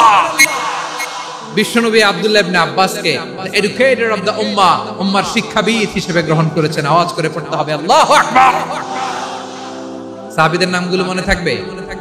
এক নম্বরে আবু মাহজুরা, মুয়াজ্জিন বানাইছেন। যায়েদ ইবনে সাবিত, দোভাষী, ট্রান্সলেটর অফ প্রফেট, এবং তিনি ছিলেন বিশ্বনবীর ব্যক্তিগত সচিব। মুসআব ইবনে উমাইর, the first ambassador and diplomat of Islam. আব্দুল্লাহ ইবনে আব্বাস, এই উম্মার সবচেয়ে বড় এডুকেটর, শিক্ষাবিদ। আরেকজন ছিল আব্দুল্লাহ ইবনে মাসউদ রাদিয়াল্লাহু তাআলা। দুই আব্দুল্লাহ, আব্বাস গেল, আরেকজন হচ্ছে মাসউদ। মক্কার তরুণ, ছাগল পালতো মুশরিকের বিশ্বনবী আর আবু বকর রাদিয়াল্লাহু তাআলা আনহু একবার গেলেন, যে দেখে এই তরুণ দাঁড়ায় আছে। বিশ্বনবী বলেন, আমি খুব ক্ষুধার্ত, তোমার কাছে কি দুধ আছে ছাগলের? আব্দুল্লাহ ইবনে মাসউদ বলে, আছে। ওয়ালাকিন আনা মু'তামান, যে দুধ আছে এটা আমানতের, আমি দিতে পারবো না। বিশ্বনবী এইটা শুনেই তার টার্গেট করে ফেলছে। আনা মু'তামান, দুধ আছে কিন্তু এটা আমার মালিকের, আমি তো দরদ দেখাই, আমার মালিকের দুধ আপনি পথিক, আপনারে দিতে পারি না। বিশ্বনবী টার্গেট করে ফেলছেন, এরে আমার কাজে লাগাইতে হবে। বিষ্ণু বললেন, আচ্ছা ঠিক আছে, দুধ দিও না, কিন্তু এমন ছাগি আছে কিনা যেই ছাগির সাথে কোনো ছাগলের মিলন হয় নাই, তার ওলানে দুধও আসে নাই, বাচ্চাও নাই, এরকম ছাগির থেকে যদি আমি দুধ খাই তাহলে তো সমস্যা নাই। বলতেছে, এরকম ছাগির থেকে দুধ খাইলে সমস্যা নাই, কারণ এরকম ছাগির ওলান থেকে দুধ আসবেও না। বলতেছে, ঠিক আছে, এরকম একটা ছাগি নিয়ে আস। নিয়ে আসা হলো। বিশ্বনবী বিসমিল্লাহ বলে ওই ছাগির ওলানে হাত দিলেন। হাত দিতে দেরি, পুরো ওলানটা দুধে ভরে যেতে দেরি হয় না। বিশ্বনবী আর আবু বকর রাদিয়াল্লাহু তাআলা দহন করে পেট ভরে খেলেন। এই দৃশ্য আব্দুল্লাহ ইবনে মাসউদের হৃদয়ে দাগ কাটলো। এই মুজিজা দেখে তিনি বললেন, আশহাদু আল্লা ইলাহা ইল্লাল্লাহ ওয়া আশহাদু আন্না মুহাম্মাদুর রাসূলুল্লাহ। তিনি ষষ্ঠ মুসলিম ছিলেন, 6 নম্বর মুসলমান। ওনাকে টার্গেট করে বিশ্বনবী দেখলেন এমন ইন্টেলেকচুয়াল ব্রেন, উনি সূক্ষ্ম সূক্ষ্ম জিনিস বুঝে বেশি, ফিকহি জ্ঞান ওনার মধ্যে বেশি। বিশ্বনবী ওনাকে কোরআনের জ্ঞান শিক্ষা দিতে লাগলেন। উনি বিশ্বনবী সবার কাছে কোরআন শোনায়, কিন্তু বিশ্বনবী নিজে আব্দুল্লাহ ইবনে মাসউদের কাছ থেকে কোরআন শুনতো। বিশ্বনবী একবার বললেন, ইকরা আলাইয়া ইয়া মাসউদ। ইবনে মাসউদ, একবার শোনাও তো কোরআন দেখি। আব্দুল্লাহ ইবনে মাসউদ বলে, আকরাউ আলাইকা ওয়া আলাইকা উনজিল। নবী, আপনার উপর কোরআন নাজিল হয় আর আমি আপনার সামনে কোরআন পড়ব। বিশ্বনবী বললেন, ইন্নী উহিব্বু আন আসমাআহু মিন গায়রি। আমি নিজে পড়তে যেমনি ভালোবাসি, অন্যে পড়ুক আমি শুনবো, এটাও আমি ভালোবাসি। সূরা নিসা তিনি তেলাওয়াত করে শুনিয়েছেন। এমন সূক্ষ্ম সূক্ষ্ম বিষয় বিশ্বনবী উনাকে ধরিয়ে দিয়েছেন। উনি হয়ে গিয়েছেন, আব্দুল্লাহ ইবনে আব্বাস হয়েছেন রাইসুল মুফাসসিরিন, উনি হয়ে গিয়েছেন ফাকিহুল উম্মাহ। উনার চাইতে বড় ফকি এই পৃথিবী আর দেখবে না। চিল্লায়ে বলেন সুবহানাল্লাহ। উনি বলতেন, ওয়াল্লাহি ওয়াল্লাহি ইল্লাযী লা ইলাহা গায়রু মা উনজিলাত সূরাতুন মা উনজিলাত সূরাতুন ইল্লা ওয়া আনা আ'লামু আইনা উনজিলাত ওয়া ফীমা উনজিলাত। বিশ্বনবী এমন ভাবে কোরআনের দার্স আমাকে দিয়েছেন, কোরআনে যত সূরা নাজিল হয়েছে, যেখানে নাজিল হোক না কেন আমি জানি এটা কোথায় নাজিল হয়েছে এবং কোন প্রেক্ষাপটে নাজিল হয়েছে। এমন একটা সূরা নাই যে সূরার কোথায় নাজিল হয়েছে আমি মাসুদের জানা নাই, কোন প্রেক্ষাপটে নাজিল হয়েছে আমার জানা নাই। এরকম ঘটবে না। চিল্লায়ে বলেন আল্লাহু আকবার। এই আব্দুল্লাহ ইবনে মাসউদ রাদিয়াল্লাহু তাআলা ওমরে ফারুকের সময় কুফার চিফ জাস্টিস ছিলেন। কুফা নগরীর চিফ জাস্টিস। চিফ জাস্টিস বুঝেন নাই? বিচারপতি। কি ছিলেন? সবাই বলে নাই কি ছিলেন? বিচারপতি ছিলেন। এবং ওনার যে ফিকহি জ্ঞানের ধারা, এটাই আলকামা, ইব্রাহিম আন-নাখাই, হাম্মাদ ইবনে সুলাইমান হয়ে ইমাম আবু হানিফা পর্যন্ত পৌঁছেছে। এবং ওনার ফিকহি জ্ঞানের ধারাই হানাফি মাযহাবে অ্যাকসেপ্ট হয়েছে। আজও এগুলো হানাফি মাযহাবে চর্চিত হয়। হানাফি মাযহাবের সব ফিক আব্দুল্লাহ ইবনে মাসউদের ফিকহি জ্ঞানের ধারা থেকে নেওয়া হয়েছে। চিল্লায় পড়েন সুবহানাল্লাহ। তাহলে উনাকে বিশ্বনবী বানিয়েছেন জুরিস্ট, জুরিস্ট, আইনবিদ, ফাকিহ। উনারে আজান শিখান নাই। হিউম্যান রিসোর্স ডেভেলপমেন্ট কিভাবে করবেন, মানব সম্পদের উন্নয়ন কিভাবে করতে হয়, কিভাবে যার যেখানে প্রতিভা কাজে লাগাতে হয় উনি দেখিয়েছেন। সুবহানাল্লাহ পড়বেন না? খালিদ বিন ওয়ালিদ নাম শুনছেন? কে কে শোনেন নাই হাত তোলেন। কি ছিলেন? বীর যোদ্ধা। বীর যোদ্ধা ছিলেন খালিদ বিন ওয়ালিদ। কিন্তু তিনি ইসলাম ধর্ম গ্রহণ করেছেন অনেক দেরিতে, 8ম হিজরিতে। তার মানে 8ম হিজরির আগে উনি মুশরিকদের পক্ষে লড়াই করেছেন। উনার হাতে কত মুসলিম সাহাবী যে নিহত হয়েছে হিসাব নাই। বিষ্ণুবী টার্গেট করে রাখছে, তুমি আমাদের মুসলিমদের এত ক্ষতি করলা, তুমি যখন মুসলমান হবা তোমারে দিয়ে আমি এমন কাম করামু যে এটা আর কেউ করতে পারবে না। সুবহানাল্লাহ নাই? যশোর ক্লান্ত হয়ে গেছে।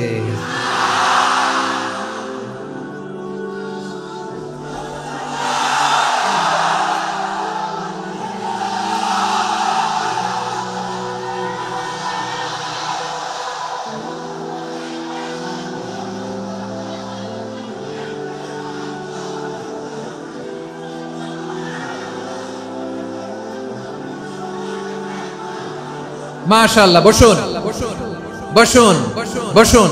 খালিদ বিন ওয়ালিদ রাদিয়াল্লাহু তাআলা 8ম হিজরিতে মুসলিম হয়েছেন, মক্কা বিজয়ের আগে। তো মক্কা বিজয়ের আগে যখন মুসলিম হয়েছেন, এর আগে কি করছেন? কাফিরদের সাথে যুদ্ধ করেছেন। উনি উহুদের যুদ্ধে মুসলমানদের যে পরাজয় ভাব, কঠিন পরিস্থিতির মুখোমুখি উনার কারণে পেছন থেকে এমন আতর্কিত আক্রমণ করেছেন, মুসলমানদেরকে কচুকাটা করেছেন। 8ম হিজরিতে আল্লাহ তাআলা হেদায়েতের নূর দিয়ে উনার হৃদয়টাকে উজালা করে দিলেন। লা ইলাহা এটা এমন বাণী যার হৃদয়ে একবার টাচ খাবে, এইটা থেকে সে আর পালিয়ে বেরাতে পারে। ঝিনুকের ভেতর লুকিয়ে থাকে যেমন মতি, ঝিনুকের ভেতর লুকিয়ে থাকে যেমন মতি, কালমা শাহাদাতে আছে আল্লাহর জ্যোতি, কালমা শাহাদাতে আছে আল্লাহর জ্যোতি। ঠিক কিনা বলেন? মক্কা বিজয়ের আগে মুসলিম হলেন, হওয়ার পরেই বিশ্বনবীর টার্গেট ফুলফিল হলো। ওই যে টার্গেট করে রেখেছেন আর দোয়া করেছেন, খালিদ বিন ওয়ালিদ যদি মুসলিম হয় তাকে আমি মিলিটারি চিফ বানাবো। ওনাকে আজান শিখান নাই, ওনারে কান ধইরা নামাজের এই মাথা থেকে ওই মাথা আনান নাই, ফিকহি কোরআনের সূক্ষ্ম তাফসীর ওনারে শিখান নাই, অ্যাম্বাসেডর বানান নাই। বিষ্ণু ইসলাম উনাকে সামরিক অভিযানে প্রেরণ করেছেন। সামরিক অভিযানে তিনি প্রেরণ করেছেন। উনার জীবদ্দশায় উনার নেতৃত্বে যতগুলো যুদ্ধ হয়েছে, একটা যুদ্ধেও তিনি পরাজয় বরণ করেন না। ওমরে ফারুকের সময়কালে তিনি চিফ অফ মুসলিম মিলিটারি, মানে মুসলিম সেনাপতি হয়েছেন। যশোর আওয়াজ করো, ঠিক কিনা বলো? সেনাপতি, মুসলিম সেনাপতি। তাহলে কিভাবে হিউম্যান রিসোর্স ব্যবহার করতে হয় গোটা বিশ্ব আমার নবীর কাছ থেকে শিখে না। খালিদ বিন ওয়ালিদ, ওনাকে বিশ্বনবী একটা উপাধি দিয়েছেন। উপাধিটা হচ্ছে সাইফুল্লাহিল মাসলুল, আল্লাহর নাঙ্গা তরবারি, আল্লাহর খোলা তরবারি, দ্য ওপেন সোর্ড অফ আল্লাহ। খালিদ বিন ওয়ালিদ মুসলিম সেনাপতি। হাসান বিন সাবিত নাম শুনছেন? দেখি উনি কি ছিল বলেন? রাসূলের সভা কবি, কালচারাল হিজিমনিকে ডিফিট করার জন্য। উনি ভালো অস্ত্র চালানো জানতেন না, ওই কাজে উনি যেতেন না। ওনার ছিল কাব্য প্রতিভা। কাব্য প্রতিভা, কাফিররা কবিতা দিয়ে নবীকে গালি দিত। বিশ্বনবী বলতেন, ইয়া হাসান আজিব আন রাসূলিল্লাহ, তুমি নবীর হয়ে কাফেরদের এই কথাগুলোর জবাব দাও। বিশ্বনবীর একটা মিম্বার ছিল, বিশ্বনবীর মিম্বারের পাশাপাশি মসজিদে নববীতে এই হাসান বিন সাবিতের জন্য বিশ্বনবী একটা স্পেশাল মিম্বার বানিয়ে দিয়েছেন। এখান থেকে তুমি জবাব দাও। এবং বিশ্বনবী বলেছেন আল্লাহুম্মা আইয়িদহু বিরূহিল কুদুস। আল্লাহ, হাসান আমার পক্ষে জবাব দেয়, তুমি জিব্রাইল মারফত তাকে সাহায্য পাঠায়া দিও। রাসূল সাল্লাল্লাহু আলাইহি ওয়াসাল্লামের সভা কবি, the poet of the prophet, নবীর কবি। তিনি কবিতা দিয়ে, এমন উচ্চাঙ্গের ভাষায় কবিতা দিয়ে তিনি জবাব দিতেন, কাফিরদের গা শিহরে যেত, তাদের হৃদয়ে আগুন ধরে যেত। তাহলে এরকম কবিরও দরকার আছে না নাই? এখন যাকে আল্লাহ দিছে কাব্য প্রতিভা, এরা যদি আপনি যুদ্ধের ময়দানে পাঠান হবে?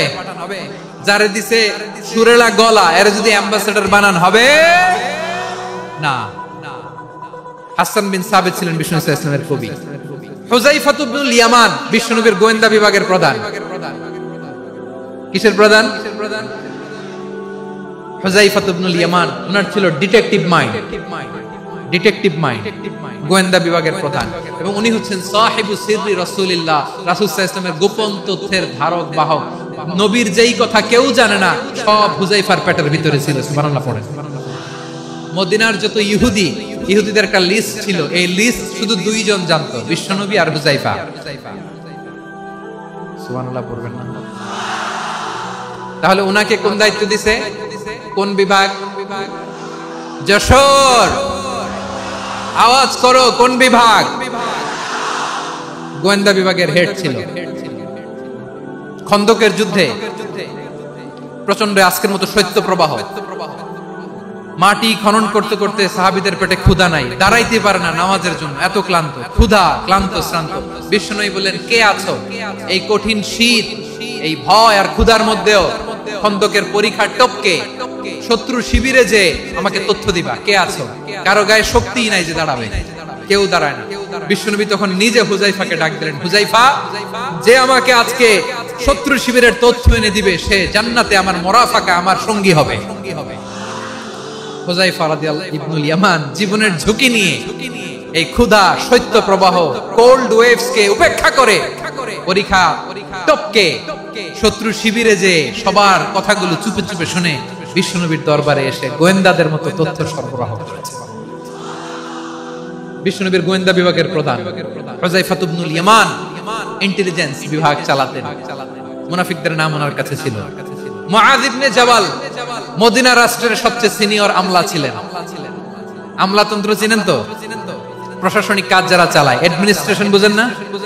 The department of administration. মদিনার রাষ্ট্রের সিনিয়র আমলা মুআয ইবনে জাবাল মুতাখাসসিসুন ফিল হালাল ওয়াল হারাম, হালাল হারামের স্পেশালিস্ট ছিলেন। বিশ্বনবী উনাকে ইয়ামানের গভর্নর করে পাঠায়েছেন।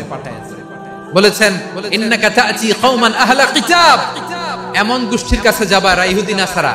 আগে শাহাদা পড়লে এরপরে নামাজের দাওয়াত দিও, নামাজ পড়লে যাকাতের দাওয়াত দিও। গভর্নরের অ্যাটিটিউড যেমন থাকে তেমন অ্যাটিটিউড ধরে রেখো। সুবহানাল্লাহ পড়েন। তাহলে মুআয ইবনে জাবালকে দিয়ে বিশ্বনবী কবিতা লেখায় নাই, চিঠি লেখায় নাই, আযান দেওয়ায় নাই। সুবহানাল্লাহ পড়বেন না? সব শেষ সাহাবী বলি আবু হুরায়রা রাদিয়াল্লাহু তাআলা, নাম শুনছেন? বিড়ালের বাবা। কি করতেন? খালি হাদিস মুখস্থ করতেন। উনি বলতেন, আলজামু রাসূলুল্লাহ আলা মিলই বাতনি, আমার শুধু পেটের ক্ষুধার বন্দোবস্ত হইলে আমি নবীর সঙ্গ ছাড়তাম না। আমার আনসার সাহাবারা ক্ষেত খামারের কাজ করতো, আমার মুহাজির সাহাবারা ব্যবসা করতো, আর আমি নবীর সাথে সাথে থাকতাম। শুধু সকাল বিকাল দুই বেলা যদি আমার খাবারের বন্দোবস্ত হয়, আমি আর নবীর লক ছাড়ি না। সুবহানাল্লাহ কইবেন না? 5374টা হাদিস তিনি বর্ণনা করেছেন। সবচেয়ে বেশি হাদিস বর্ণনাকারী সাহাবী। হাদিস প্রিজার্ভেশনের কাজে বিশ্বনবী ওনাকে কাজে লাগিয়েছেন। উনি একদিন বলেন, ইয়া রাসূলুল্লাহ আসমাউ মিনকা কাসীরান ফালা আহফাজু, নবী অনেক কথা শুনি আমার মনে থাকে না। বিষ্ণু বললেন, তাই? উবসুত রিদাক, তোমার চাদরটা বিছাও। আবু হুরায়রা বিছালেন, বিশ্বনবী হাত বুলায় দিলেন, এরপরে অনেক হাদিস বর্ণনা করলেন। আবু হুরায়রা বলে, তারপর থেকে বিশ্বনবী যাই বর্ণনা করে আমি শুনি আর একটাও বলি না। এখন সুবহানাল্লাহ। বিশ্বনবী ওনাকে হাদিস প্রিজার্ভেশন, নবীর এই যে লক্ষ্য হাদিস প্রিজার্ভেশনের এই দায়িত্ব দিয়েছেন সাইয়েদনা আবু হুরায়রা রাদিয়াল্লাহু তাআলা আনহু। প্রিয় ভাইরা, তাহলে 10 জন সাহাবীর কথা যে বললাম, আপনারা কি খেয়াল করেছেন কত বড় ট্যালেন্ট হান্টার, চৌকস ট্যালেন্ট হান্টার ছিল আমার নবী। এক একজনের এক এক ট্যালেন্ট, এক এক কাজে অ্যাসাইন করেছেন, এক একজনকে এক এক দায়িত্ব দিয়েছেন, এক একজনের প্রতিভাকে এক এক ভাবে বিকশিত হওয়ার সুযোগ দিয়েছেন। আওয়াজ করে বলেন ঠিক কি না?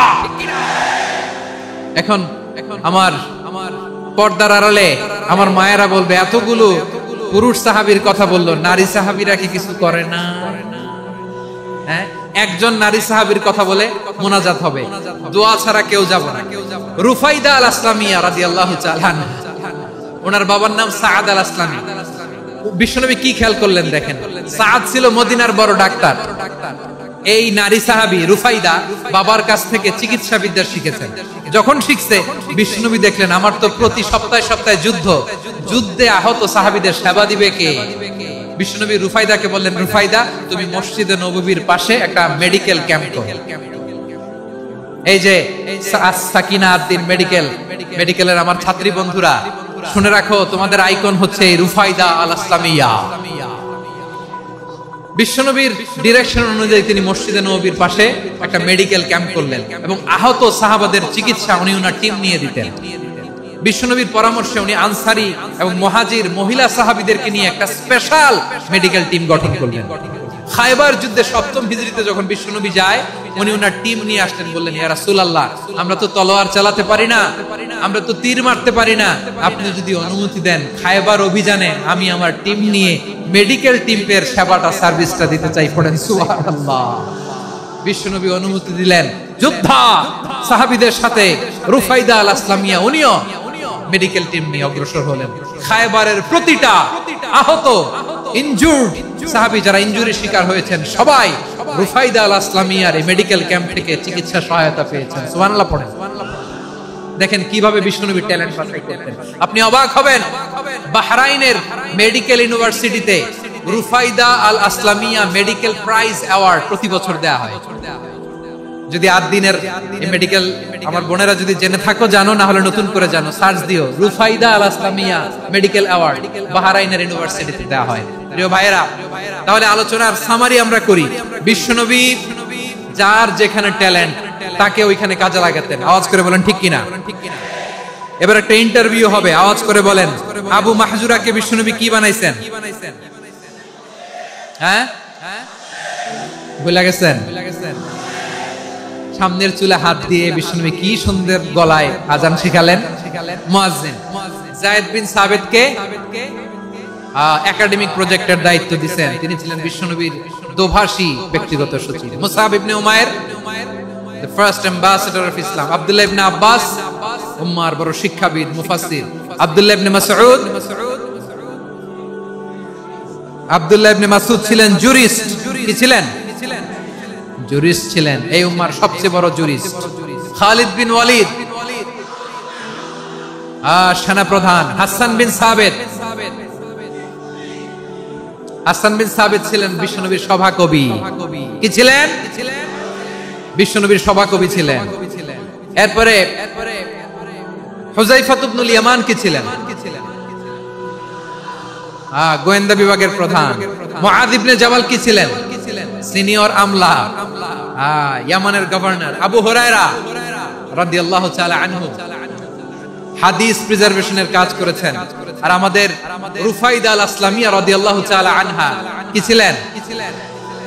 নার্স ছিলেন। নার্স হয়ে মেডিকেল সেবা দিয়েছেন। প্রিয় ভাইয়েরা, পুরো আলোচনার যদি সামারি করি, তাহলে বিশ্বনবী যেভাবে হিউম্যান রিসোর্সকে ম্যানেজ করেছেন, যার যেখানে প্রতিভা কাজে লাগিয়েছেন, আমরাও যদি করি, আমাদের বাংলাদেশের চিত্র আমরা পাল্টে যেতে পারবো।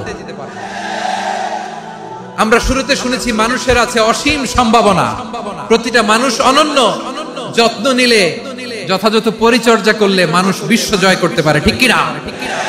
আমাদের হাফেজে কোরআনের সামনে দাঁড়াতে পারে এমন কোন হাফেজে কোরআন আল্লাহর জমিনে জন্ম হয় না। গোটা বিশ্ব কাঁপিয়ে তারা সেরা।